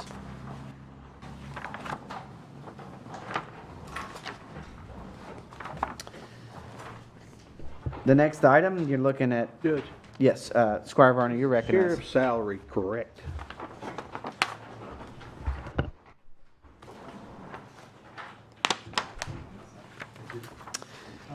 No, No, it's not. but I would reiterate, we keep their budget items the same as they were passed on calendar year 1. But it's because of We'll ask DLG for some clarification on that. We know that that is not the same. It would be the same as my salary, for example, as a marker. But DLG has approved those budgets, and therefore we do not touch those line items because they've been approved. But that was adjusted for the CPI for the county clerk's salary, so we just want to clarify that. Yeah, that's set like KRS. As is the sheriff's. Yeah, as is the sheriff, so I'm just saying they're Just the sheriff. DLG didn't make that, didn't have But that we'll, consistent. so that's a really good point, Squire Varner. What we will do is we will consult with DLG, and if it is appropriate to amend that, then we will. If it's not, then we will proceed with the approved DLG budget. You're welcome. Thank you. That was a good point. So moving on to the coroner salaries. Again, the coroner salaries are not set by the statute. The coroner's deputies are set by the court. That is a 3.4% increase. And the main request is the new vehicle. And so I'm going to discuss that a little bit. So our former coroner had an old Dodge Charger that was not in good shape. We surplused that and we bought a Ford Explorer. We worked with Director Bailey and the road department to find that Ford Explorer. It had some issues. We recently took that to the road department. They have remedied those issues, but I think the coroner, and Squire Varner, you can elaborate on this, the coroner believes that vehicle is not sufficient for, specifically for the transportation of bodies. It's just a little, the Explorer back end is much smaller and more compact than for example, a Chrysler Pacifica. They have 2 other vehicles. They have a 2015 coroner's van that, according to Scott Dean, our shop director, he said is in really good shape. The other van that they have is not in as good a shape. It's kind of like a backup, but it is not in good shape. It's still usable, but it is getting to the end of its life. Squire Varner, you want to elaborate on that? Yes, sir. Thank you, Judge. Just speaking with the coroner, this new vehicle is the dimensions are much more suitable to loading and unloading, and also it can do double duty. It can be used for home visits or transport. And as the judge says, the old van is getting to the point that this probably needs to be surplused, and that will still leave them with the Explorer until the Explorer runs out of life, and then have something that's really reliable. So, I would recommend, Squire Varner, that that once they get the Pacifica, that we would surplus that Explorer to get any remaining costs out of there we could. That'd be my recommendation. If they don't want to use it, if it's not something that the office, I mean, we can talk about that, but I think that just as an effort to save a little bit of money, we would try to get because Scott Dean did say, as a mechanic, that it still has some useful value. Yes, And we just put money in to fix the headlights and the seals on the doors. yes. And Tracy's shaking her head. She's that's where we are. So, Yeah. yeah, we put about $1,000 in it. So Yeah. So one of those. it's worth vehicles- trying to get a little bit of Yeah. money one out of those if we vehicles can. would go, Yes. But we'll be in concert with the coroner's office on that. The one thing that I would say is that the coroner needs to get 3 quotes to abide by the procurement laws of the state price contract. I know the treasurer has discussed that with her. We may not purchase that vehicle, but the reason that the new vehicle amount is budgeted as such is that's what we estimate the ballpark to be. Other questions or comments regarding the coroner's budget? Squire Taylor, you recognized. Do we know, are they currently, because of that lack of need, are they currently using personal vehicles? Or are they just using, I guess I'm wondering, because looking at the expenditure of the gas. Squire, you have. Yes, can I? Yes, please. Yes, sir. They are using their personal vehicle to do that. Yes, sir.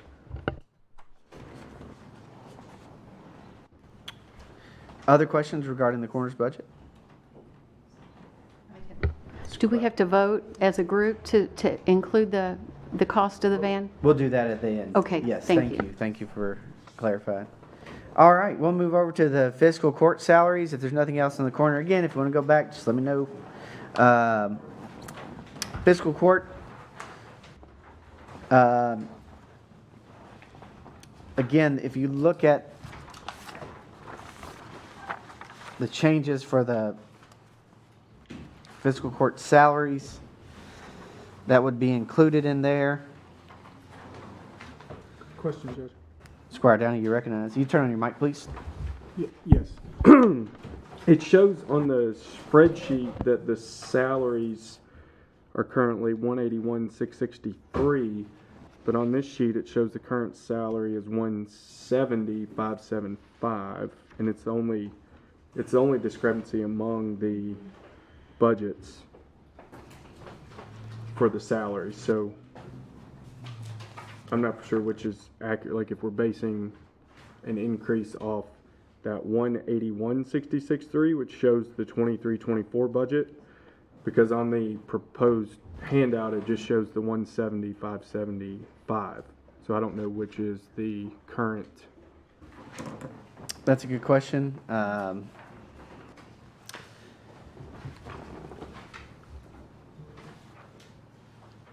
The current salaries on the payroll spreadsheet. You trying to turn on that mic, Bev? Sorry. Sorry.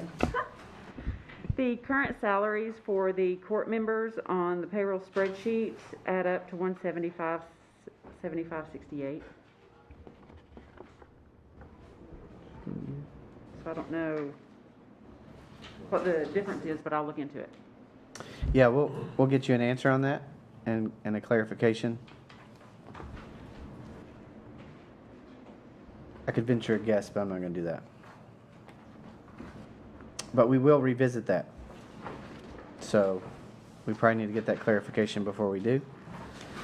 Thank you for catching that, Squire Downey. We'll clarify that. Continuing down, do you have questions about the other line items in the fiscal court's budget? Judge, the advertising, that is primarily used for election purposes. The advertising is all fiscal court advertising, so every position that we have to advertise for, every event that we have, every Posted ordinance change? every posted ordinance change, every budget, everything that we advertise in the paper for Gotcha. is in that line item.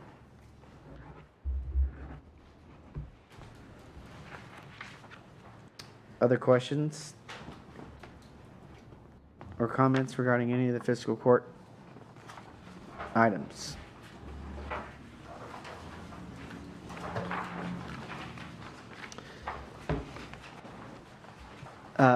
Mel, do you want to give a brief update on the business one stop, which is line item 125, first row on top of page 4? Yes, that is,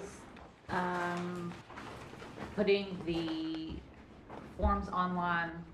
They have developed them. We have been testing them and making sure that everything is good. There was a thought at one point to just mirror the cities because we figured it would make it easier on people because they would look the same. However, if we do that, then they have to go back and redo everything because they switch systems, so it's not as easy as just a copy paste. So I'm not going to make them do that. At this point, I think we're ready to just have a training meeting, and that should be ready to go live very shortly. So people will be able to get online, file their taxes, pay their taxes through us. And then once we actually have our website, then we can update everything and point to that so that they can pay securely online. Thank you. That's the contracted services for KLC that you all approved, and we will continue to go down that road, but I appreciate that update on that. Other questions or comments regarding any of the fiscal court line items? Moving forward with the PVA. See those items staying the same, roughly. Our statutory contribution is required. Our Board of Assessment Appeals, again, staying the same. Moving into the Treasury, Tax Administrator Department.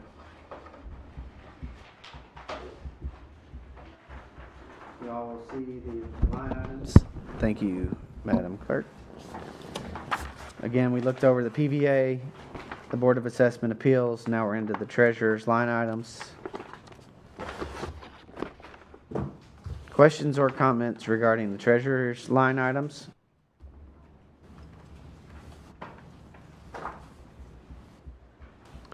Seeing none, we'll move to the election line items and expenses.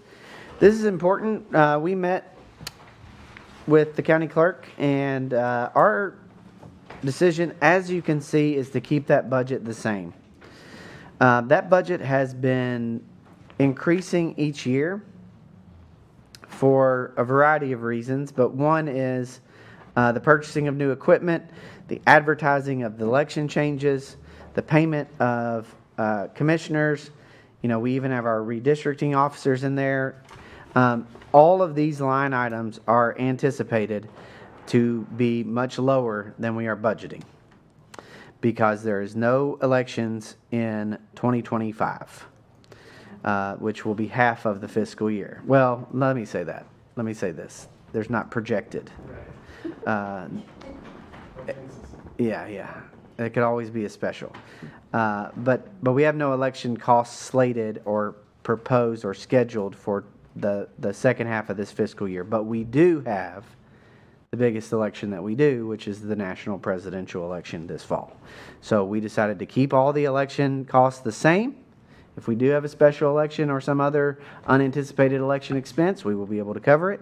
If not, we will see a significant savings in those line items. I agreed with the county clerk wholeheartedly that that's what we needed to do. And we've also talked about even the ability to potentially even purchase some more election and voting machines. If we were ever to be forced to return back to precinct elections, purchasing additional voting machines and equipment we would need to do that. There are significant cost savings in doing the voting centers, and there's also the ability to have many more machines at one location. But if we were forced to revert back and go to 8 locations, we would need to have many more machines because we would be unable to anticipate the volume at any one precinct or location. Judge? Yes, Mr. County Attorney. May I make one point? Yes, please. And I hope you agree with this. This is predicated on our current setup as far as our voting centers go, which have been approved for the May primary, but have still yet to be approved for the November general election. Yes. If the State Board of Elections mandates that another voting center be created, it could increase the number of election officers in that cost. Yes. Okay. Yes, it could do that. We would probably need to buy 4 more election voting machines and a printer at a minimum. But again, this budget is the same as the current fiscal year with several elections versus only one scheduled election in the next fiscal year. So any questions about elections? Seeing none, we'll move on to the planning and zoning expense line items. Again, the biggest change, and this is a significant change, is that GIS will become under the county. The agreement that will be presented to the court for approval is that essentially it will be funded through the Knights formula, with the county and cities and city of Versailles paying 4 nights each and Midway paying 1 night. There is also a discussion of having additional users of GIS to pay a fee. Specifically, they're looking at the PVA paying a $10,000 fee for the PVA's use of GIS. And there's some other discussions in that, but we would have to approve a memorandum of agreement and do some additional items like change contracts, change software subscriptions, and move things that are in the GIS department to county government. So there is some additional things as far as administratively that we will have to do to consummate that move, but it is presented in the mayor's budget. And my understanding from Steve Hunter at Planning and Zoning is that it will be, once the cities and the counties pass their initial budgets, that Planning and Zoning will take up their budget to reflect GIS moving to the county. So I'd open up the floor for any discussion thereon.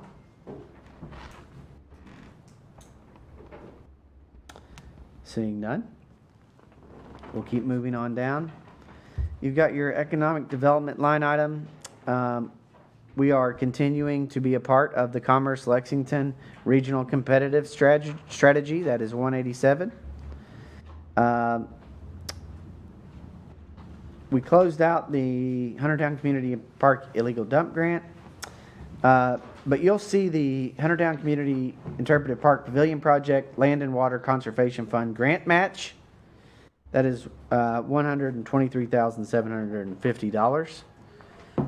There was some question about whether that would be $125,000, which would be half of the $250,000 grant. But in our discussions with Sue Finney, I think that's what we've arrived at. We've slated a Millville Community Market contribution in the amount of $2,500. However, that has not been requested. We do have the Woodford County Community Farmers Market, which would go to the Market Pavilion down in the lower parking lot, the Downtown Revitalization Project. So I've included that in last year's budget, and I'm hoping that we will have a memorandum of agreement to move forward on that contribution for this current fiscal year. And my recommendation is going to be that we vote on that for a total of 3 years. This year being 1 year, next year being 1 year, and the year after being 1 year, with the ability to renew that going forward. You will still have the opportunity to vote on that specific line item and that specific expenditure individually and separately from this budget.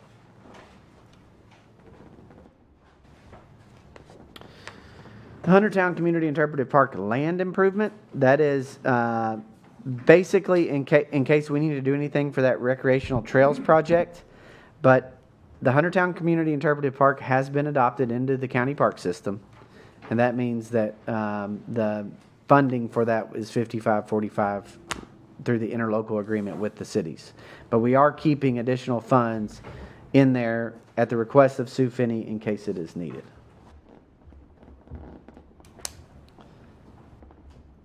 Any questions on those 2 line items? Moving to maintenance. Again, we have several important things going on. Rick went over the main parts of it. Rick is here for any questions because we did present that at the last budget meeting. And it has changed a little bit. One thing that I would note is that, and Rick, correct me if I'm wrong,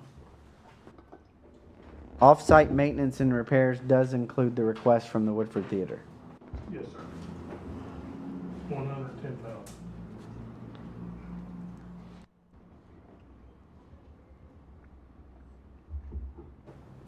And then I also have the, we did not have the bid opening for the annex, if you want to discuss that. Yeah, we'll discuss that here in a minute. So I can get Rick on the record. Does anybody have any questions for Rick regarding any of these budget items?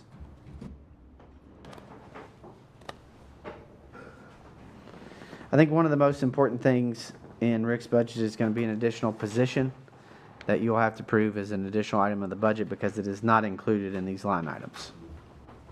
But I will say that between Rick Wade and Rick Hartley, between all of our insurance claims and our projects, they are over-programmed, they are overworked, they need some help, they need some reprieve, and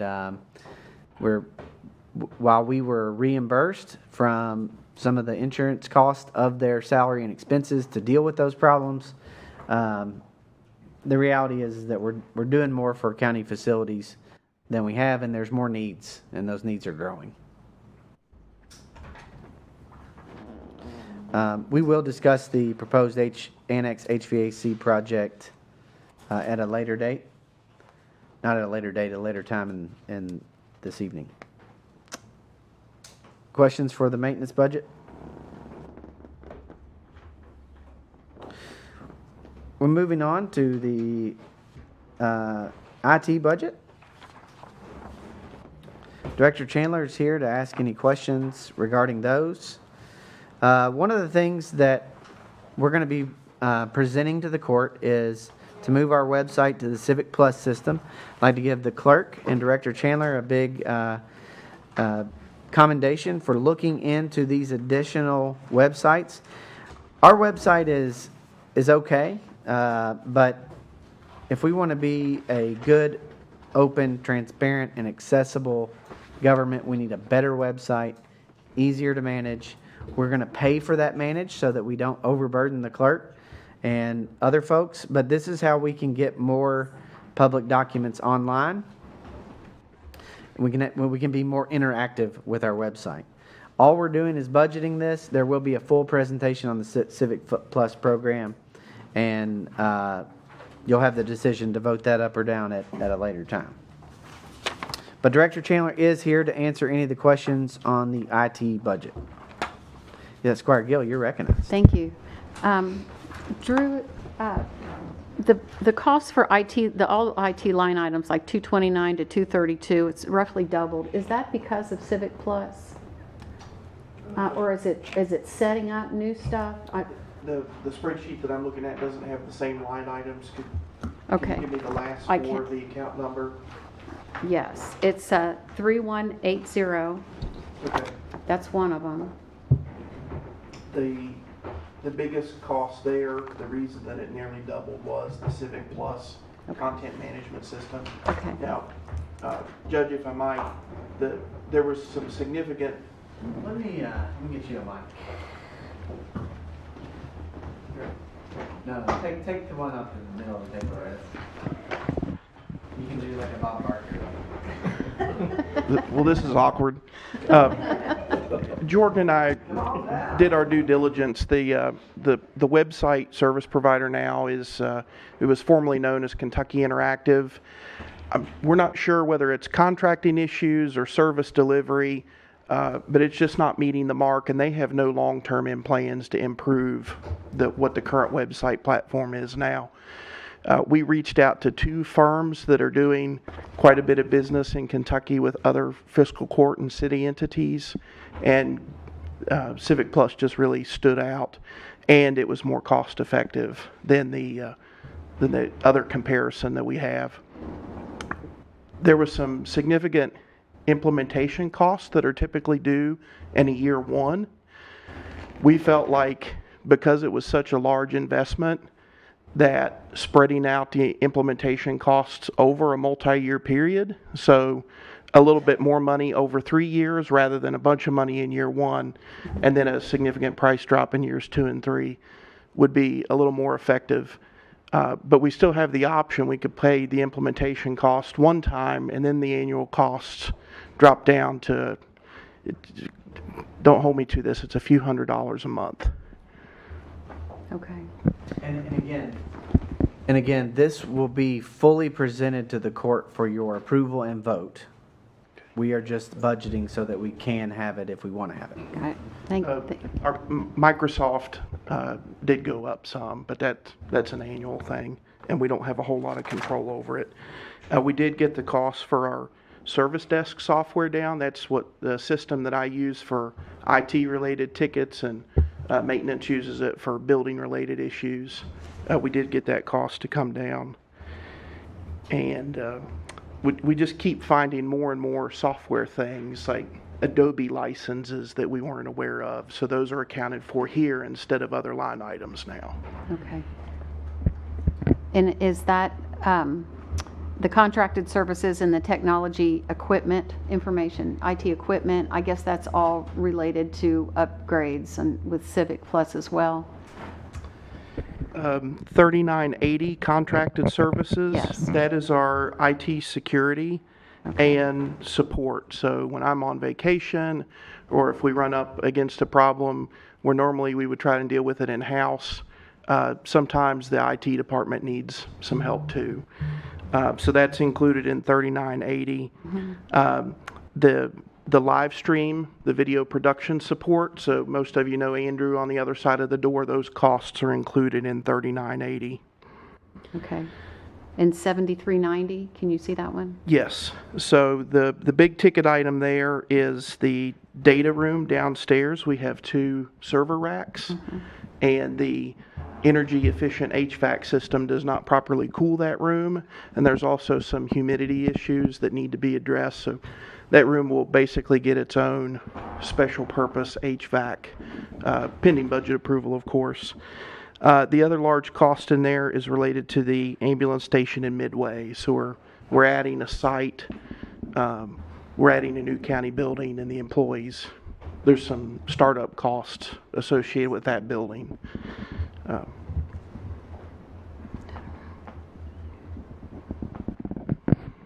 Thank you. All right. Yeah, that's great. Thanks. And to answer that question directly, the Civic Plus are not in those line items 3980, 4130, 7390. The Civic Plus line item is contained to your line item 229, which is the information technology data processing services.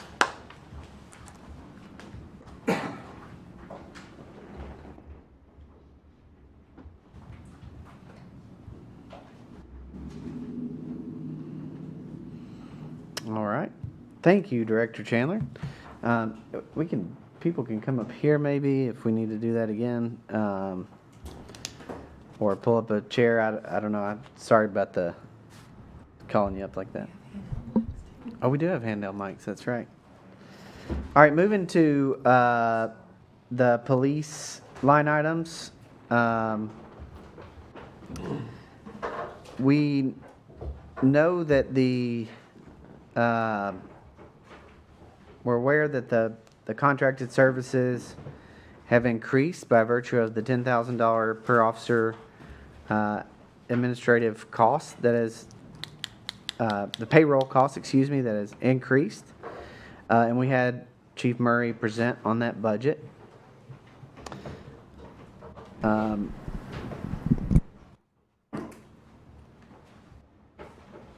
Are there any questions regarding the police capital projects and equipment?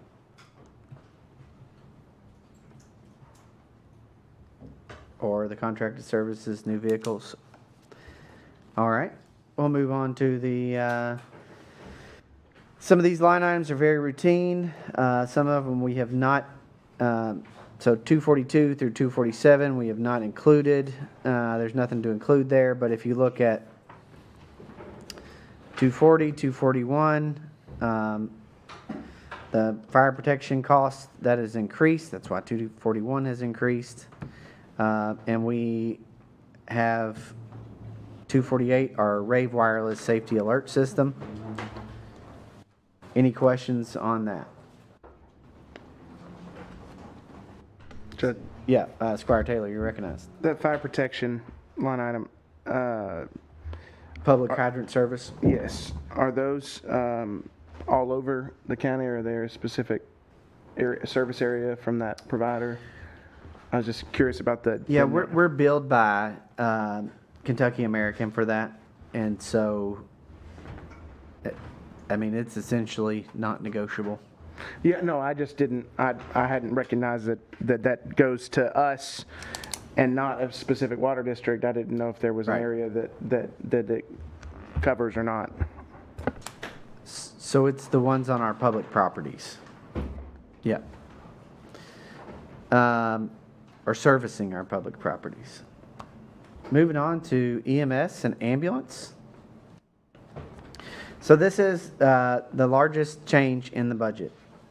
Is the proposal from Director Bailey for the increases in EMS salaries for paramedics and EMTs. Additionally, we do have a new ambulance in that budget as well. And when you look at the total increase in the budget for this fiscal year, that is where a lot of that lies, in addition to additional police contracting services. So this budget is making the largest investment in first responders that we've ever made as a fiscal court, and I believe is making a very important, critical, and needed increase in the salaries for our EMS professionals. So I would open up the floor for any discussion of the EMS budget. Any questions that you may have for Director Bailey?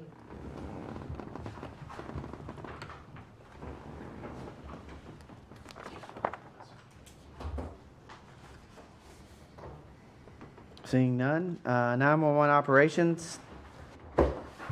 Those don't have any items in there. The public defender remains the same.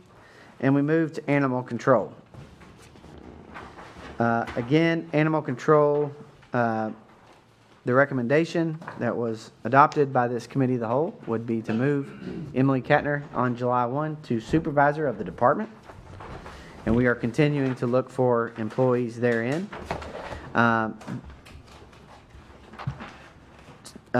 ACO Katner has done a tremendous job in going through each of our line items and operations and updating those and providing evidence and information to support those increases.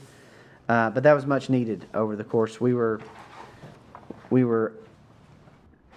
doing our full freight, in my opinion, on what we needed to do, nor at the recommendation of Officer Katner. So this budget will shore us up, and it will look more like what a animal control office would look like for the full cost. But even so, those are not that significant in increases. Any questions on animal control? Seeing none, we move to recycling and solid waste. We have several items that we are looking to increase, including installing 4 new bay doors. And the big ticket item is 341, the recycling waste and air curtain incinerator, commonly known as a burn box. And Sherry did a great job in presenting that, doing her research on that. I think that's a long-term cost-saving measure that the county should make that significant investment in. I want to make one point, and it may be something that we need to address in this budget that is not currently being addressed, is we did not include the additional employee for that item, which Sherry is recommending and requesting if we were to do that. To get that air curtain burn, we definitely need that additional employee. So that may be something that will need to be additionally considered as part of this budget that has not been presented herein. So, we'll discuss that for new items to include. Any questions for Sherry or myself? I have one, Yeah, Sherry. Squire Varney, you recognize, sir. Sherry, if we purchase the incinerator, what would be the decrease on the dumpster number? Do you have that, or have an estimate? I'm guessing probably minimum would be about 75,000. Decrease in that number for That the would be a dumpsters? minimum, right? Okay. But we've also had storms and that, but I guess we're getting some back on the dumpsters, but with the storms and stuff, but I think we'll get at least $75,000 back with that. Okay, that we wouldn't have to, that'd be That would be- $75,000. That would be the low. Yes, one, I so think. we'd have like $250,000 Yeah. in dumpsters per year. Right, right. Okay, all right, thank you, Sherry. Thank you, Squire Varner. Thank you, Director McDaniel. We're moving on to the page 10, Midway EDA interest, Health Department gas and tires, carcass removal, and the soil and water conservation budget.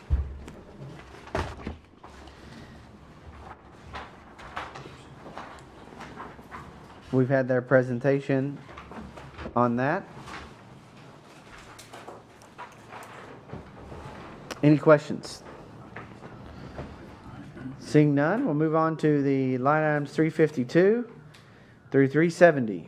This is some important additional information. So we've increased Woodford County Foundation Indigent Relief and Aid. One of the things that we are looking at is a homelessness housing program.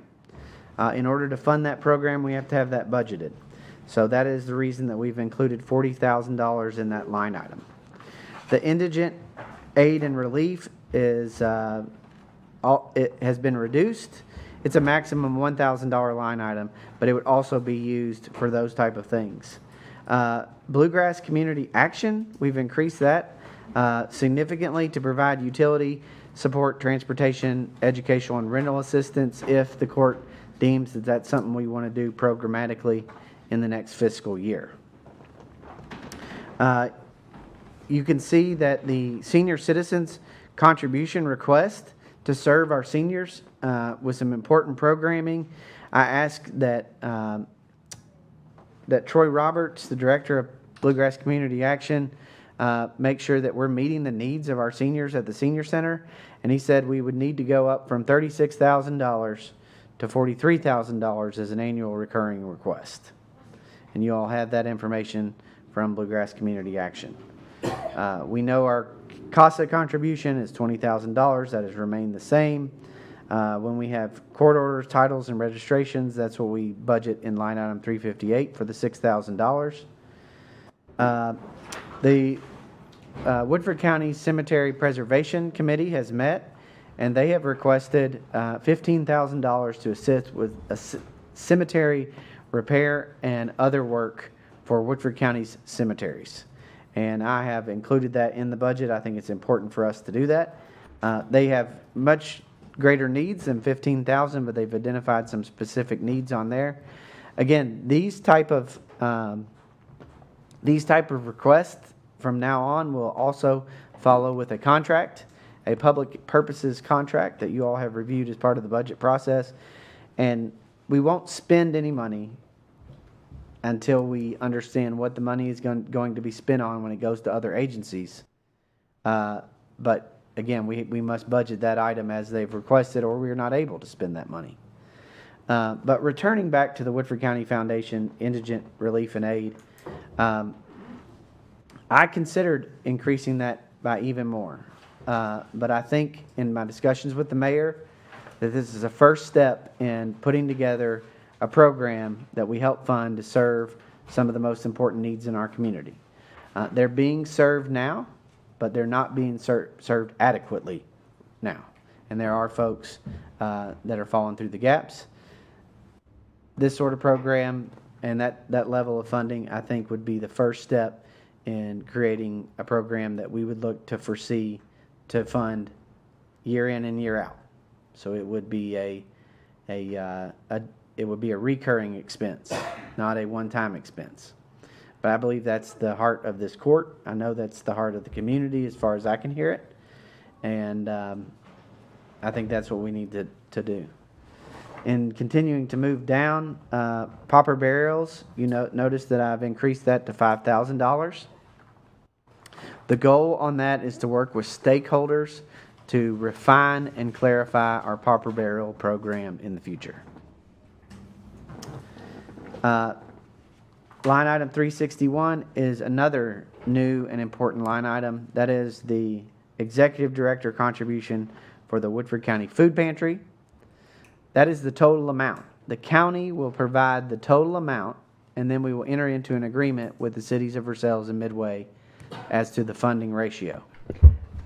Squire Carl, you're recognized. Is that amount salary benefits, if they wanted benefits? Yes. Right, that's included, That, okay.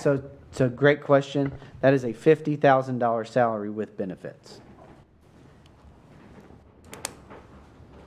And again, the reason that the full cost is in our line items is because we would bear those costs. We may want to see, well, we're going to have to, at some point, identify some receipts if they have not already been identified. Because we will receive receipts from the cities to help pay for that cost. I would like to note that the city of Midway has their own food pantry at the Midway Christian Church, the Baptist Church, and they serve a lot of needs that are not being served at the food pantry through that operation. And whereas it is a situation where normally probably Midway would pay a much higher percentage. My guess is, in my discussions with the mayor and the new mayor, the old mayor and the new mayor, that we would, it probably wouldn't be, for example, the Knights funding or the police funding or anything like that, because Midway does have expense in serving the food needs of their community. But I do think they will participate in that cost. General welfare, though, that is where we bought the cots for the warming station at Living Grace Church. That was $2,500. Emergency Management Director Drew Chandler was intimately involved in helping them with the operations of the warming station as far as understanding how the county could participate and the things we could do. And one of the things we identified were cots, which we provided. We've increased that from $2,500, which we paid in this last budget year, to $5,000. And that could be for other expenses related to that or other general welfare expenses. So that does look at some of our funding assistance. You have the $40,000 line item, you have the $15,000 line item, and you have an additional $5,000 line item for a total of $60,000 that we have never budgeted to help those in need in our community that is included in this budget. We do provide $10,000 to Woodford Wheels.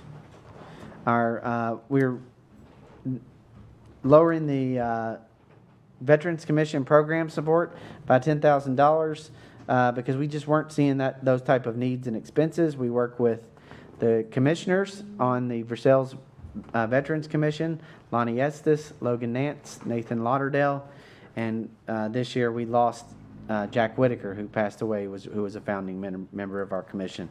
But that is basically going to support the programming and the needs of Woodford County veterans, specifically to help American Legion Post 67. Mentors and Meals is a $2,000 allocation in support of that transformational program. Again, we're going to talk about the Young and New Farmer Assistance Program because out of an abundance of time, I'm going to say this. I'd like to get that program going in this fiscal year and carry it on into next fiscal year with the same allocated amount. I'd like that the parameters of that program, I am working with Bo Neal and some other Woodford County farmers to narrow those down and what that program will contain. But But I don't see it exceeding $50,000 in the next fiscal year, but it may. The neighborhood grant program taught us that there may be, until you do a program, you do not know the need and demand for the program. But I will say that it is extremely important, I believe, that this court fund and support new and young farmers in a time when Woodford County farmers are leaving the profession, they're passing away, they're selling their farms, and we've got to do something. And that may not be enough, but we've got to do something on our level to protect farming in our community. We have the Bluegrass Community Action Economic Assistance Program. In addition to the $60,000 mentioned, that's an additional $20,000 for a total of $80,000 for new assistance programs to serve those in need in our community. And that would go through, Bluegrass Community Action would present programs where they see the need in our community, and we would choose out of that line item whether or not to fund them. The Human Rights Commission stays the same, and they keep the Bluegrass Beautiful. We don't know about that program, but we're going to keep the line item open in case it is still available. So I'd open up the floor for any discussion on these line items, which are fairly new to our budget. Seeing none, we move on to Parks and Recreation. The Parks and Recreation interlocal amount is the same, essentially, with a slight increase. And then we have the $1.6 million in the special capital projects as discussed by Director Rich Pichter. That is for the Big Spring Park improvements and Squire Blackford's pickleball courts. That is in there. That is real money. That is on the dotted line, and we have that passed. So from where we came in working on pickleball courts to seeing the money in the line item, that's where we are. And I appreciate Squire Blackford's hard work in getting it to that point. The next line item is the neighborhood grants. Again, that's one the court's going to have to make the decision on. The other grant funds have been, if you look at tennis court project, the bleachers grants, the Millville Community Market Fund Manager, those have been closed out. We are a pass-through for number 379, the last line item on page 10. We are a pass-through for the transient room tax, which is hotels, beds, breakfasts, and short-term rentals. And we've calculated that probably low for what Woodford County's seeing. But again, we're just a pass-through for that item. Moving on to celebrations, festivals, and programs. That's how we do our downtown programming, Christmas, 4th of July, Halloween. And the specific line item that funds the most of that is 382.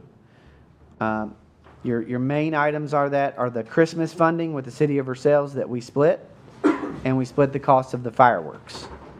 Fireworks are usually running about $20,000 to $25,000 per year. And we don't know that number yet, but I've been working with Nola Serber, the new events coordinator, and we'll be able to have more information when that time comes. 383 would be that $2,000 for the Woodford County Fair support. Any questions on celebrations, festival programs, refreshments, supplies, that sort of thing? Seeing none, we move on to the Jack Jewett House. Sam Dunn and Rick Wade have been instrumental in putting together this budget. There's not a lot of big changes, but there are some things that we need to do. We are currently looking at still finding a site manager, tour manager to help cover in Sam's absence over the course of this summer, in this season.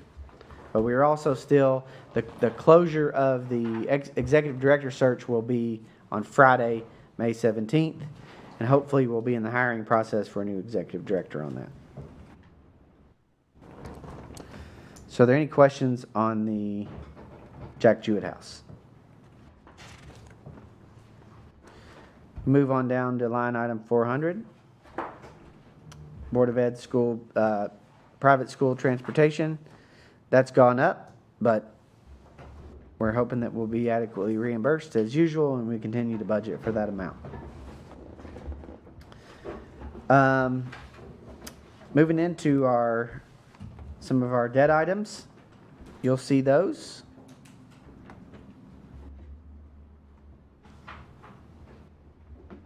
$402 through $408.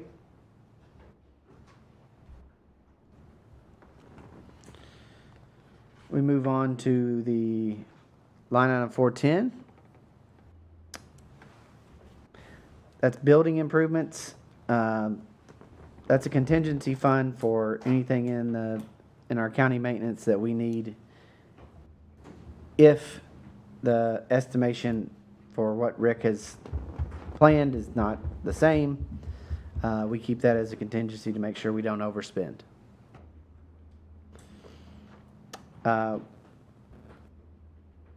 We do have 150 in the High Street sidewalk project, but my understanding is that's closed out.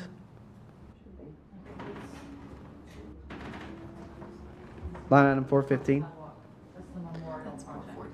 Oh, excuse me, I'm sorry. Yeah, the memorial project. All right, so the memorial project has been in the budget for 3 years now, and it is working on a plan to honor John Coyle and do a memorial project at the Woodford County Park. Thanks for the clarification. We did close out that High Street sidewalk, Squire Carl. Great work.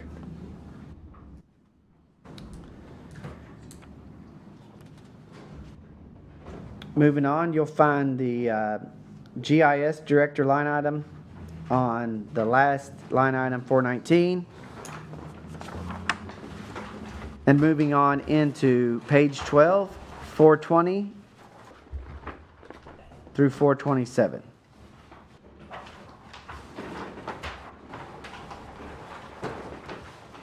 Actually, go all the way down to 430. Any questions on GIS? Seeing none, we'll move on to the 911 fees. Those are our responsibilities for the 911 fees for our county properties. One of the unfortunate results of all of the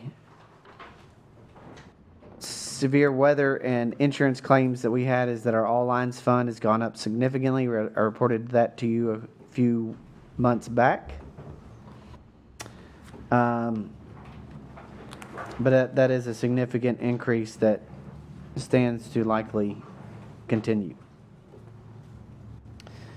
We have the medical services staying the same.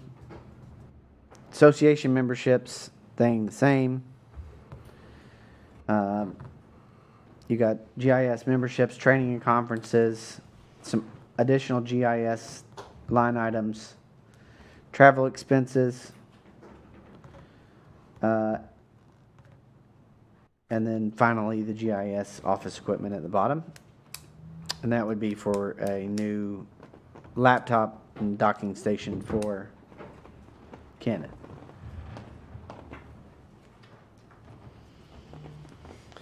Moving on to the general reserve for transfer. Madam Treasurer, you want to talk about what that number reflects? Per DLG, this is a projection of what we feel is a safe number to put in as kind of a contingency for if we need to transfer into other funds. So we have some grants that we're going to be receiving this year that we're basically a pass-through for. So we don't know exactly how that's going to look. We may need to pay some expenses up front and be reimbursed for that. Since they're new, we don't really know how it's going to work. So we increased the reserve for transfer just as a contingency in case we need to transfer into those funds. It's a projection. That's right. It's a projection, but it does reflect the strong financial position of our county in this budget. We have a payroll contingency for that 9th out of 12th payroll. There's always an odd payroll that has to happen. That's a contingency for that. You have the line items 450 through 455. Those are routine line items. We did bump up some of those to anticipate some expenses within those. Your retirement and your sick hour payouts, your general retirement costs, health and dental and life insurance costs, which we have just seen will increase by 30%. Moving on to page 13, the road department. Again, this is the basic road department budget that you've seen. Does anybody have any questions about any of the line items? I will say that the treasurer did discuss FD 39 funds and some of the other items in receipts that do impact our road department. But this is what Bo and Tracy have presented as part of their budget. Questions about road? Again, the request would be for a new administrative assistant position in the road department to be voted on by the fiscal court if it deems necessary. You continue down through the full page. You've got our bridge projects, our road medical services for their employees, the road reserve for transfer, the Social Security, retirement, and health care on page 14 to continue moving on. Any question on the road budget? Operations Supervisor Wright is with us. If there are any questions? Seeing none, we move on to the jail. The jail budget was presented in March and remains the same, unchanged since then. So, are there any questions regarding the jail budget?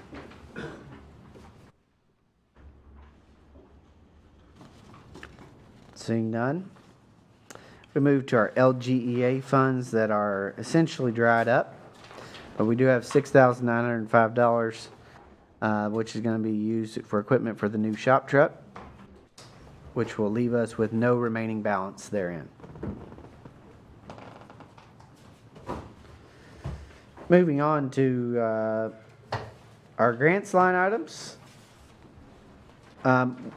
We anticipate there will be a Sheriff's Law Enforcement Protection Program grant, but we don't know how much, and we've kept that open just in case. The KPDI program, that is the Product Development Initiative. The City of Versailles owns the Edgewood property that this is on. They're not able to do the program, so we, as a partner with the city, do the pass-through, which is $2.6 million. And we might have some action on that later, Madam Clerk.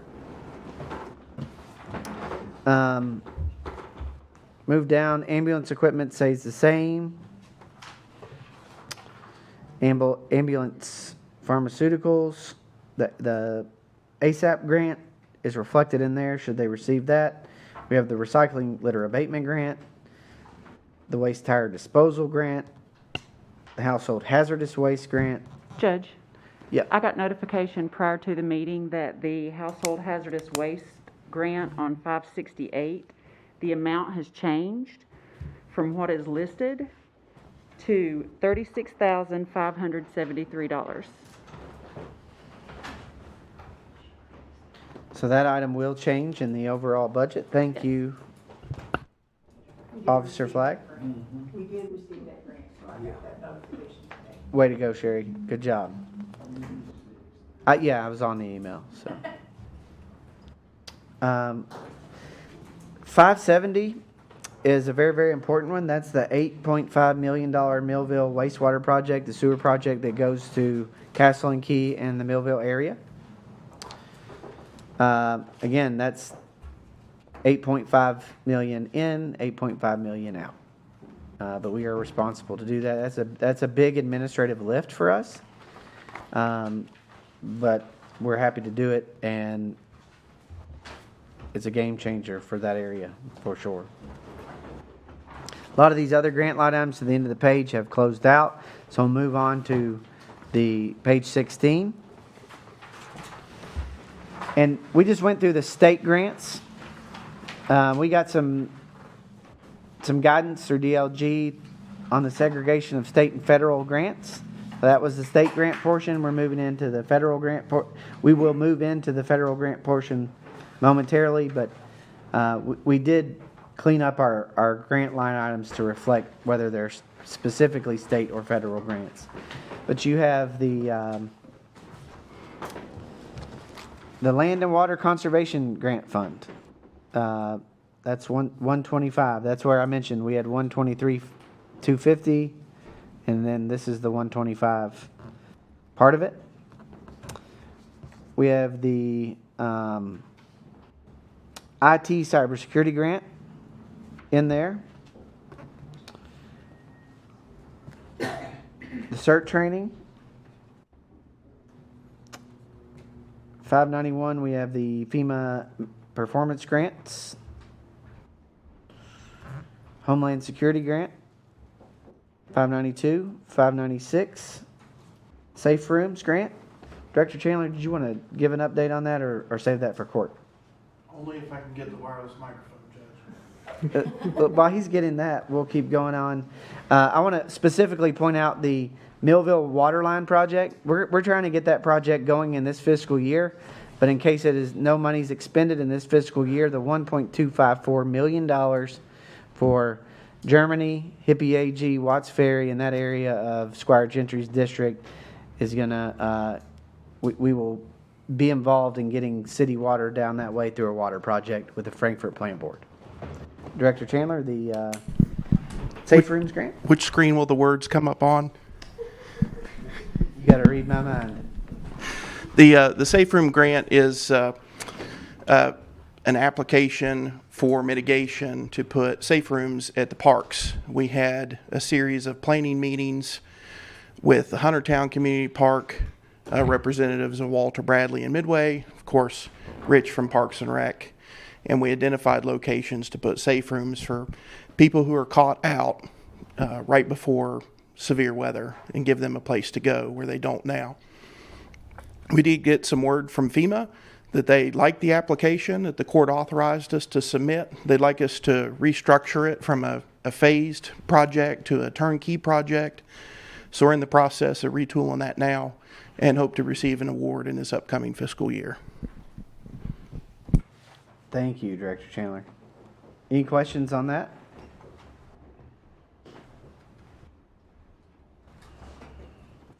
Big Sink Sidewalk Tap Grant. Squire Varner and myself, along with the clerk, have really been working with this current tap grant that we have. We're discussing trying to cut costs and change the nature of the path so that we can make sure to have as little impact and as less cost as we can to get the whole project done within this TAP grant. But we are going to ask tonight to apply for an additional TAP grant to cover any expenses that we do not believe we will be able to cover with the current TAP grant. So that project is moving on. It is still in preliminary design for that very reason, that we just need to settle on how wide we're going to be, how it's going to go, that sort of thing. But the TAP grant is listed at the amount that we have in there. And then once preliminary design is settled, we will move forward with final design and then on to bidding and construction, which is very likely to happen the next fiscal year. Any questions thereon? The reason it is highlighted is because we do plan to apply for additional grant funding. All right, we move on to emergency management. Their line items are before you. It goes into page 17. 602 to 637. Any questions on those?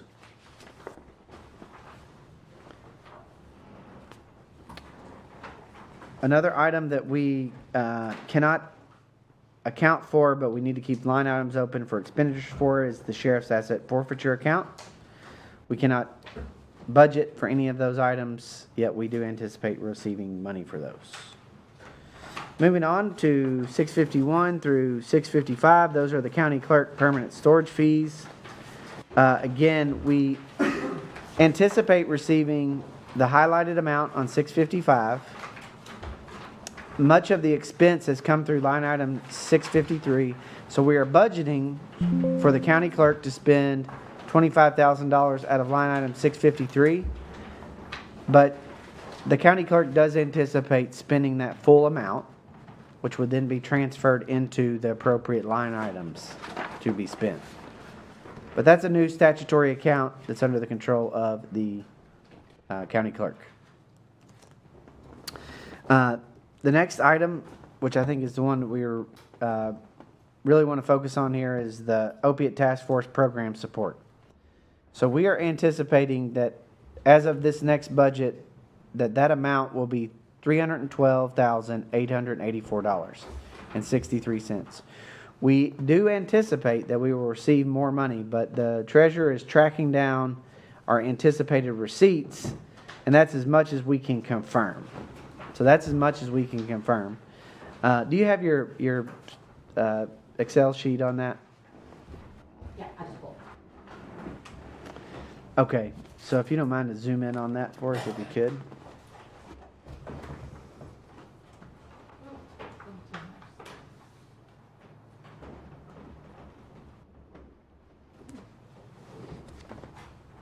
This is what I will present to the ASAP meeting next Tuesday, the 21st. You can see what we received to date. That includes the amounts we got this week. We are receiving interest on the funds, and those are our anticipated receipts. So we've done a deep dive in trying to track these funds as best as we can and anticipate how much we'll have. But the reason that it is in line item 657 is that it is poised to be spent.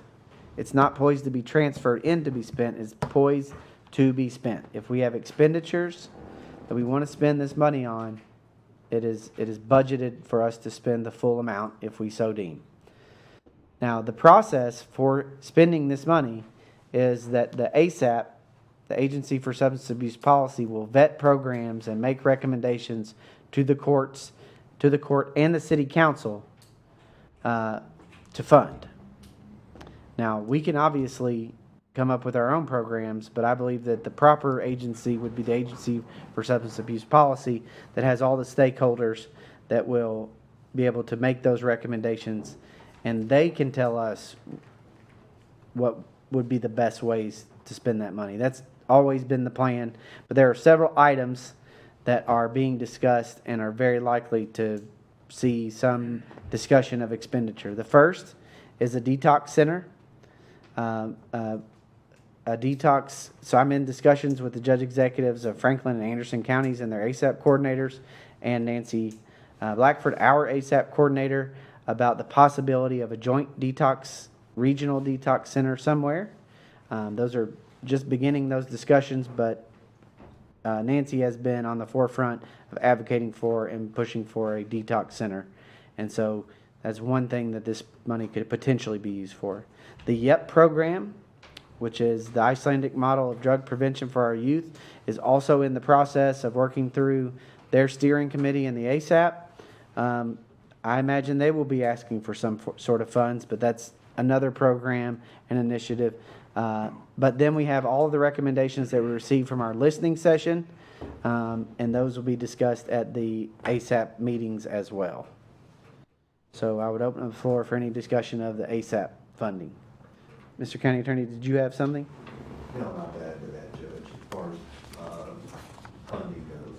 Yes, that's right. You're going to talk about the litigation in the meeting. Gotcha. All right. So, any questions thereon? Seeing none. These other line items are the old premium pay line items. Because we still have ARPA accounts, we keep those closed out. But the big one is line item 711. the $3.1 million for the broadband project.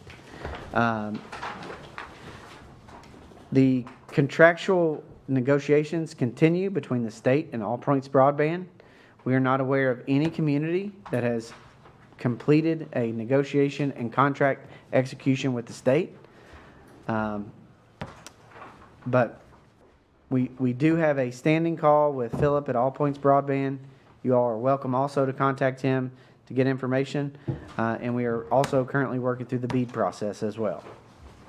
Appreciate everybody, Squire Gill, Squire Taylor, and others who have been working on that.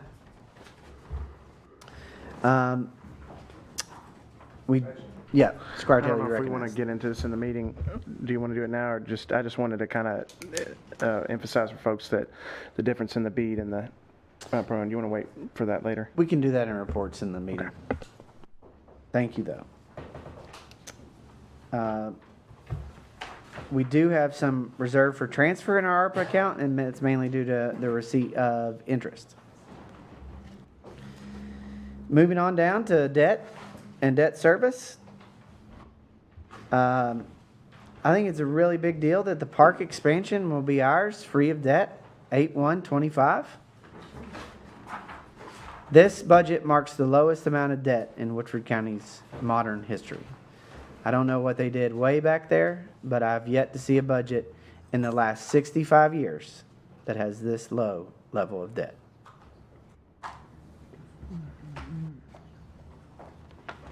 And that's as far as I could go back. But I'm proud of that. I'm proud that we're paying for things and we're making big investments and we're not taking the county into deeper in debt to do that. Another important thing to note on this budget, it does not have a proposed tax increase of any sort. That is the full amount of the budget. $57 million. And it took a whole lot of hard work to get to that point right there. So I want to thank everybody from our department heads to our agency heads, but specifically Melody and Beverly. This is the product of hours and hours and hours of details and hard work, and they've done a really great job. I can say that Melody, as a new treasurer, has really worked hard to not only understand the budget process, but to make it our own. And that's important, and we really appreciate that hard work. So, any questions about any of the line items that we've gone over in the entire budget?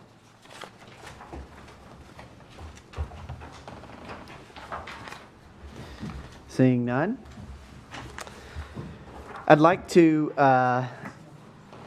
turn to the budget items to review.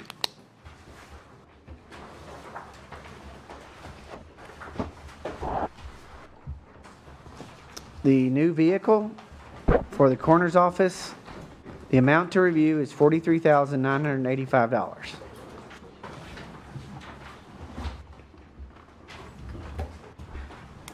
I think everybody's well aware of that requested expense.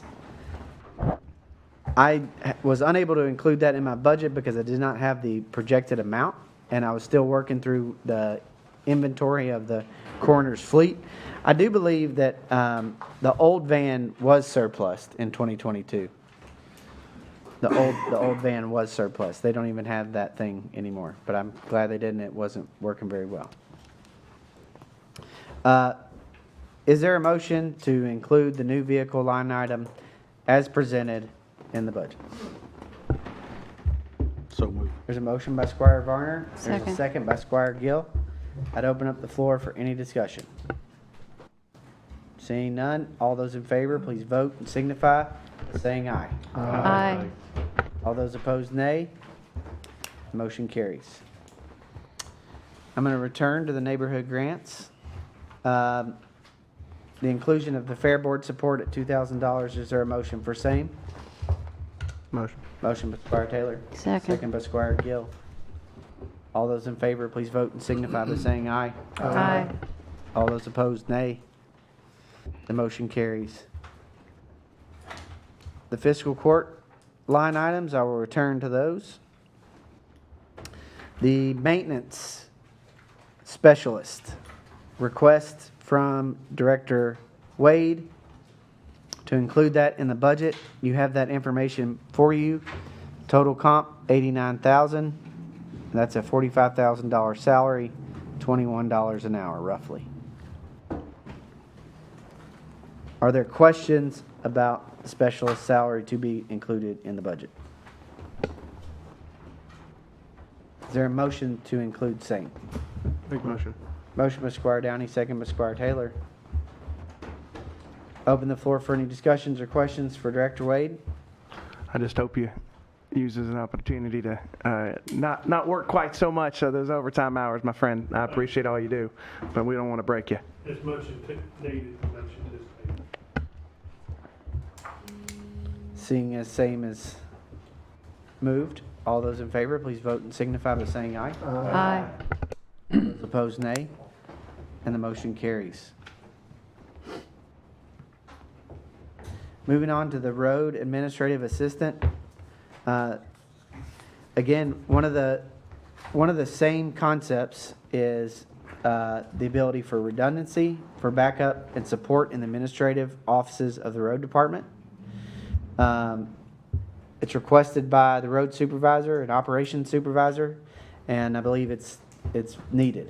So, are there any questions about the road department's administrative assistant additional personnel? Seeing none, is there a motion to include same in the budget? Motion. Motion by Squire Gentry, second by Squire Downey. Open up the floor for any additional discussion. Seeing none, all those in favor, please vote and signify by saying aye. Aye. All those opposed, nay. And the motion carries. One thing that we do not have on here, and Sherry pointed it out, we do need, if we are going to adopt the burn box, is for an additional salaried employee to manage that. I would say that a safe budgetary number would be the admin assistant salary amounts set forward there. If you look at the total personnel cost as presented to you, that'd be a $16.83 an hour position, $35,000 salary. You got $2,600 in Social Security, anticipated $36,000 in benefits, for a total comp of $74,000. You can either make the recommendation, you can get more information on it to be approved at our next meeting. It's up to you, all the court. You can do whatever you want. Squire Varney, you're recognized. I would like to have a little time with that, just to survey the cost versus the burn box versus employee. And not that I'm against it, but I'd just like to get some more information. Sure thing. Thank you, sir. Is that the will of the court? If it's not the will of the court, then there would have to be a motion to include that in the budget. Question. Yes. We've already approved the burn box. Yes. We have to have somebody run it. We haven't approved anything yet, have we? No, that's true. We haven't voted on the budget yet. You just got it in the budget. It is in the budget. But it will not run without an additional. I make a motion to hire an employee to run the burn box. Along the lines of the salary information presented, Yes. there's a motion on the table. I'll second John's motion. There's a second by Squire Downey. I'd open up the floor for additional discussion. We had no okay to buy the burn box yet. So why would you want to make a motion to hire somebody for it when we don't have it? Well, the same discussion. I mean, you can budget for it. The same discussion could be in reverse. Yeah. We haven't passed any budget, but we cannot pass the burn box if we don't have an employee, and we don't need the employee if we don't pass the burn box. But I'm telling you guys this, we went through the line item, there was no discussion, it was generally received. It wasn't removed by the fiscal court, it is in the current budget. And the current budget that is moving forward. So if we want to look at those additional items, we'd have to have some direction before the next meeting, for sure. Judge, I would just say for us to put it in the budget right now, it does not mean that we have to fully follow through on the hiring. And it saves us a budget amendment in the future if we decide not to do the incinerator. I would just clarify that for additional expenses, you do not have to have a budget amendment. I'm sorry. Because we would just transfer money from the general reserve for transfer into the salary line items. But this is the difference between budgeting for expected expenses and not. I used the wrong wording. I said higher. I should have said budget. I'm sorry. That was, To include the line item in the budget? yes. Is that the motion you have there? All right. That's the nature of all these motions. There's a motion on the table. Additional discussion thereon? And I apologize in not including that. Sherry was very clear in her presentation that this would have to be a part of it. It just, in working in the personnel line items, I did not get that line item worked up. I take full responsibility. But I do think that these are paired expenditures, and you could vote. Another thing that I want you all to know is that at our next meeting, you can vote to reduce amounts. You cannot vote to add amounts, but you can vote to reduce amounts.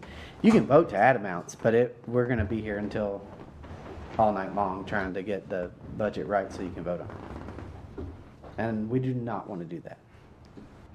So, to clarify the motion on the table, there is a motion for a burn box assistant at the recycling department for an hourly amount of $16.83 for a salary amount of $35,000. Social Security, $26,677.50. Benefits projected at $36,351.11 for a total comp of $74,2861.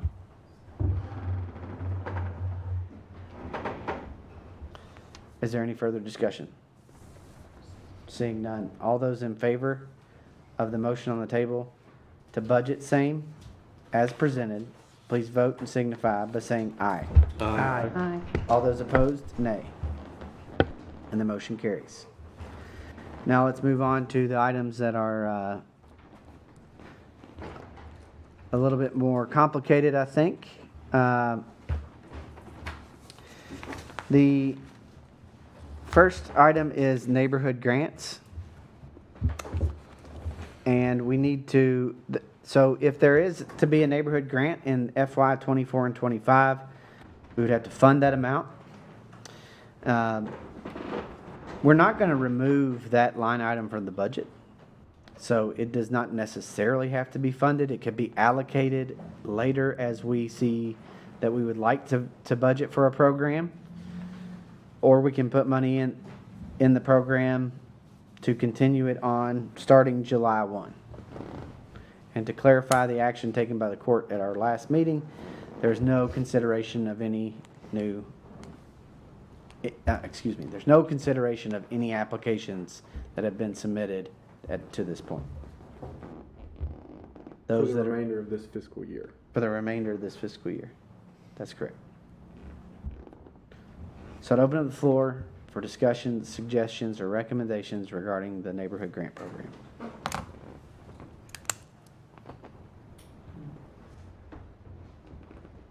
And Judge, this is just for the funding. We could get into additional specifics of the grant, how we wanted to administer, if we wanted to make any changes at a later date. This is just to have money available if we were to do so. That's exactly right.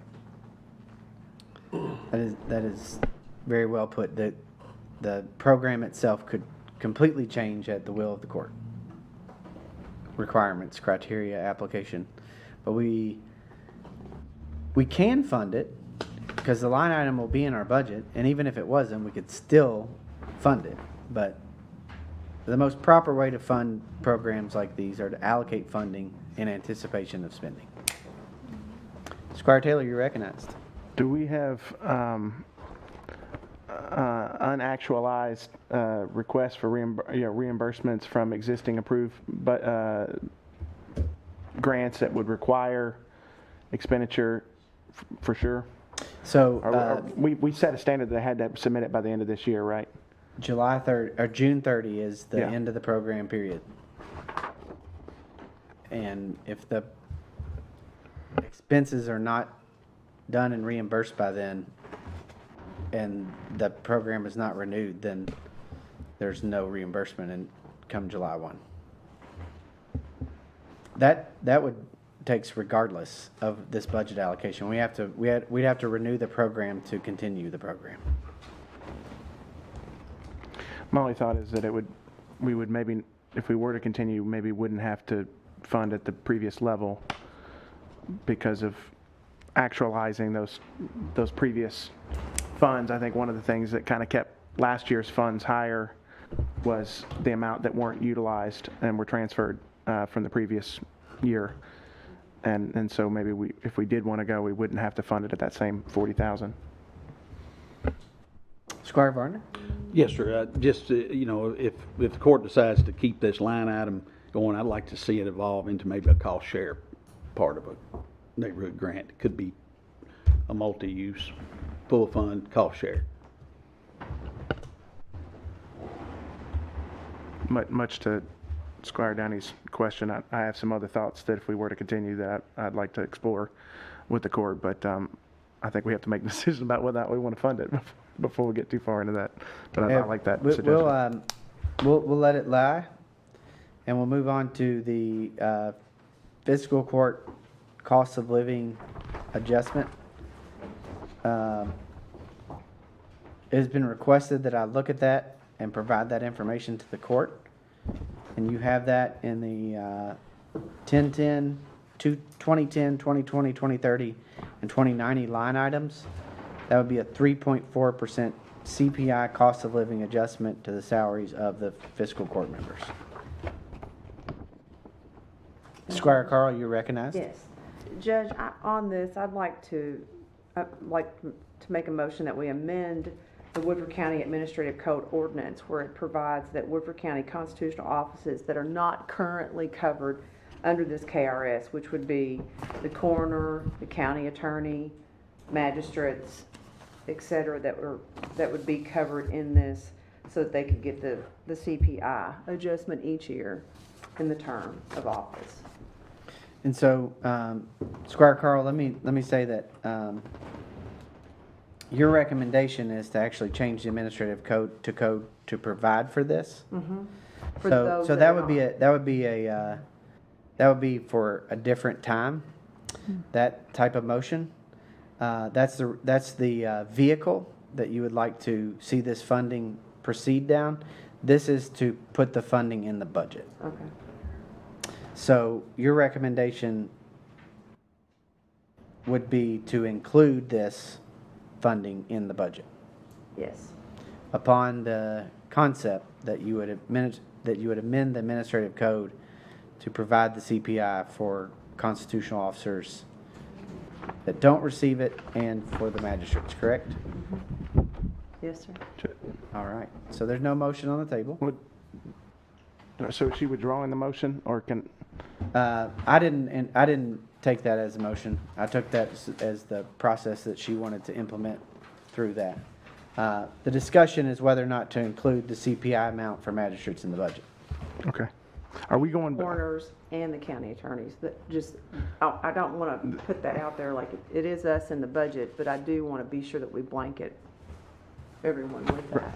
I guess that's my clarification based on that motion or that discussion.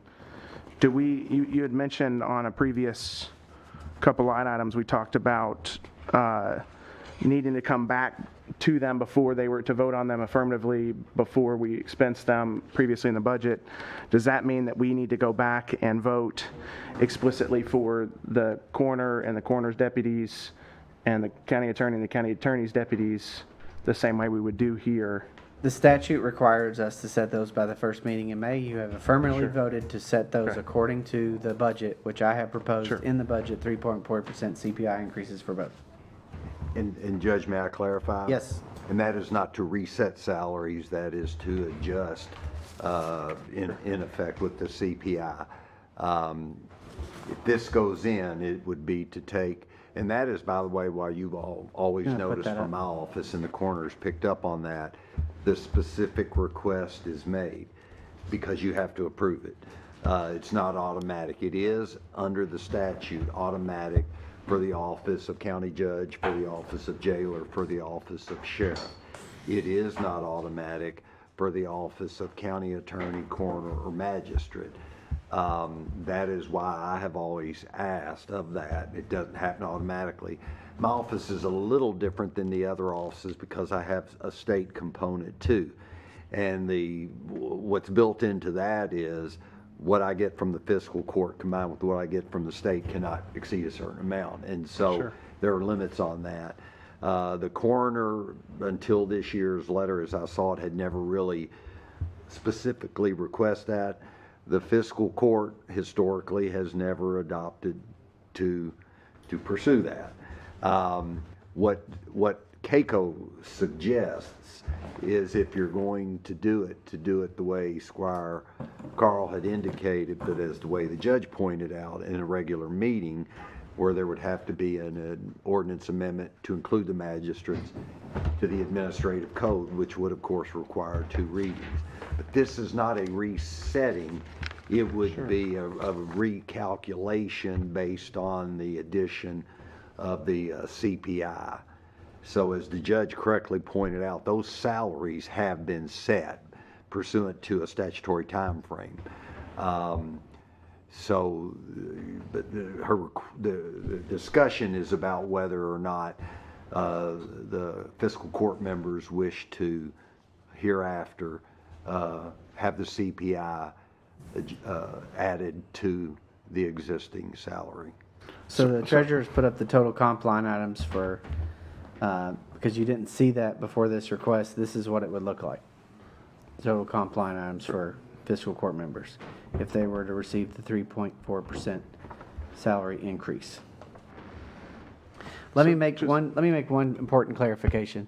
Returning to the EMS personnel increases, we would need we would need to increase, or excuse me, we would need to amend the administrative code to take up the 2 items related to the first 6 months of work that would differ for each EMS, paramedic, and EMT. That is an item that we will have to pass separately as an ordinance to amend the administrative code to allow paramedics and EMTs to use vacation time during the 6 months probationary period. You'll see the information for that. The second thing is the accrual of time off for shift employees. That would be employees at the jail and the EMS. I didn't mention that. I needed to mention that in there, but those are 2 administrative code changes that if we were to make this change, it would go together. It would probably be presented as a... That would make sense if you're going to change your code to do it all at the same time. Yes. So I wanted to clarify that. Squire Taylor? Well, I just wanted to understand that, so we're saying that her motion is not in order for us to be able to... I'm saying that she didn't make a motion. Yeah, that it's just a. I didn't recognize any motion to be made. So there's no motion on the floor, but the floor is open for anyone to make a motion. And the recommendation is that the CPI increase would become by operation of a change to the administrative code. So can I make the motion that we accept that in the budget? You can make that motion. I'll make that motion, Judge. There's a motion. I'll second that.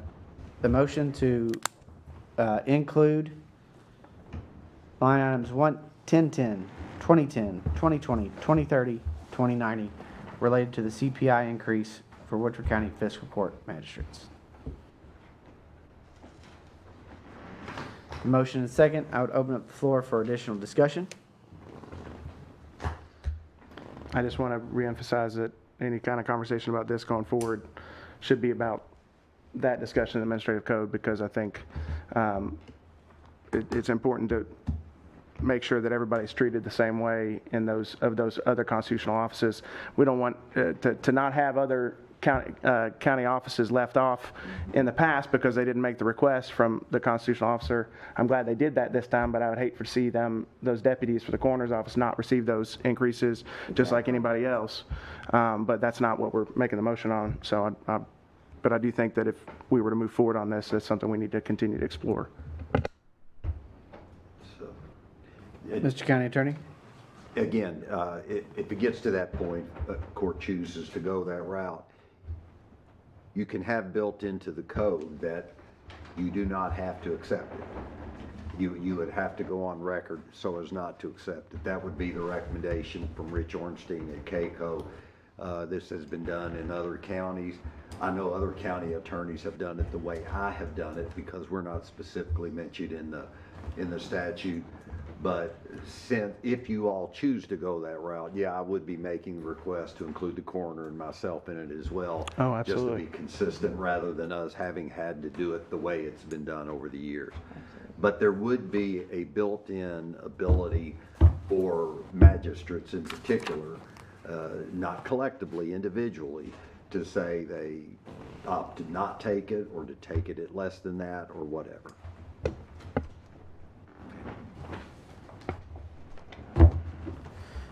Judge, a point Square Downey. clarification again, going back to the number on the proposed, what is our current budget number that's in our handout versus the number on the individual handout? Yes. That this proposal is based on that number and not the current budget number of FY 23-24. That's correct. Yeah. Okay. Yeah.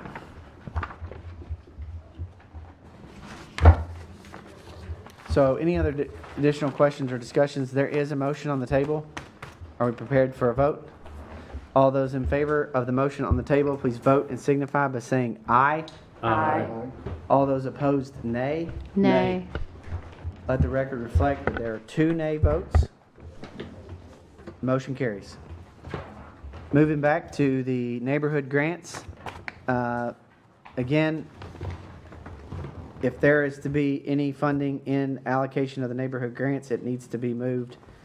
And it can be moved in fiscal court. You can't do it in court. So I will move on from that. You all have a moment to think about that, and it can be added. It can be added up until the first reading, but we would have to know a ballpark amount when we're moving towards that first reading. Squire Downey.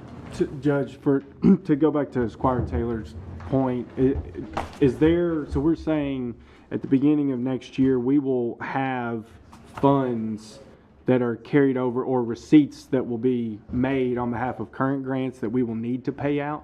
No. No, they're not. No. Okay. But to your point, to clarify, if there are outstanding projects that are not completed and paid for and reimbursed, that's a key clarification, but a specific criteria of the grant.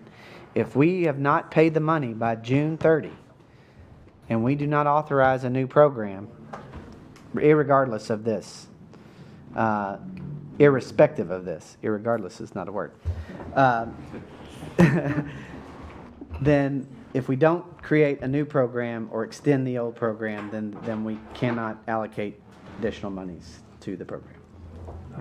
There is at least one possible application someone picked up to turn in under the idea that we would potentially, two potential grants that would potentially seek funding if there was a program in next fiscal year.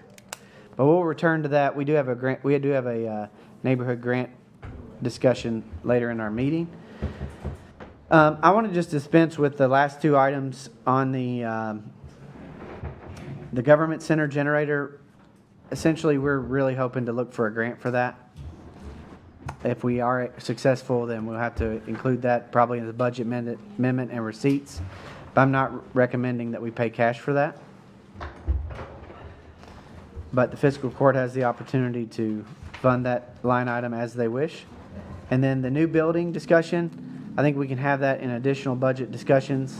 But is anybody recommending any motions thereon?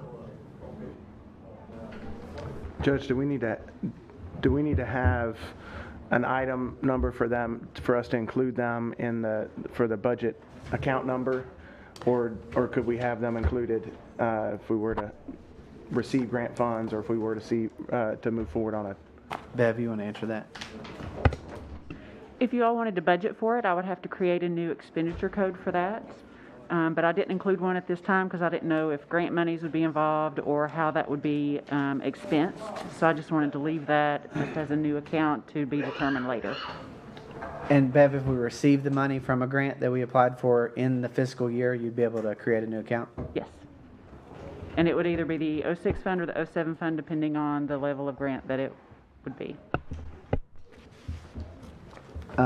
So that gets us to the bottom of the meeting. We got about 6 minutes. I'd continue to open up the floor for any discussion about any of the budget or line items, and I will do that in the fiscal court meeting. So if you have anything additional to add, discuss, or talk about, we will talk about that in the meeting. Everybody good with that? That'll give us about a 4-minute recess. We will reconvene. This special committee of the whole meeting is adjourned.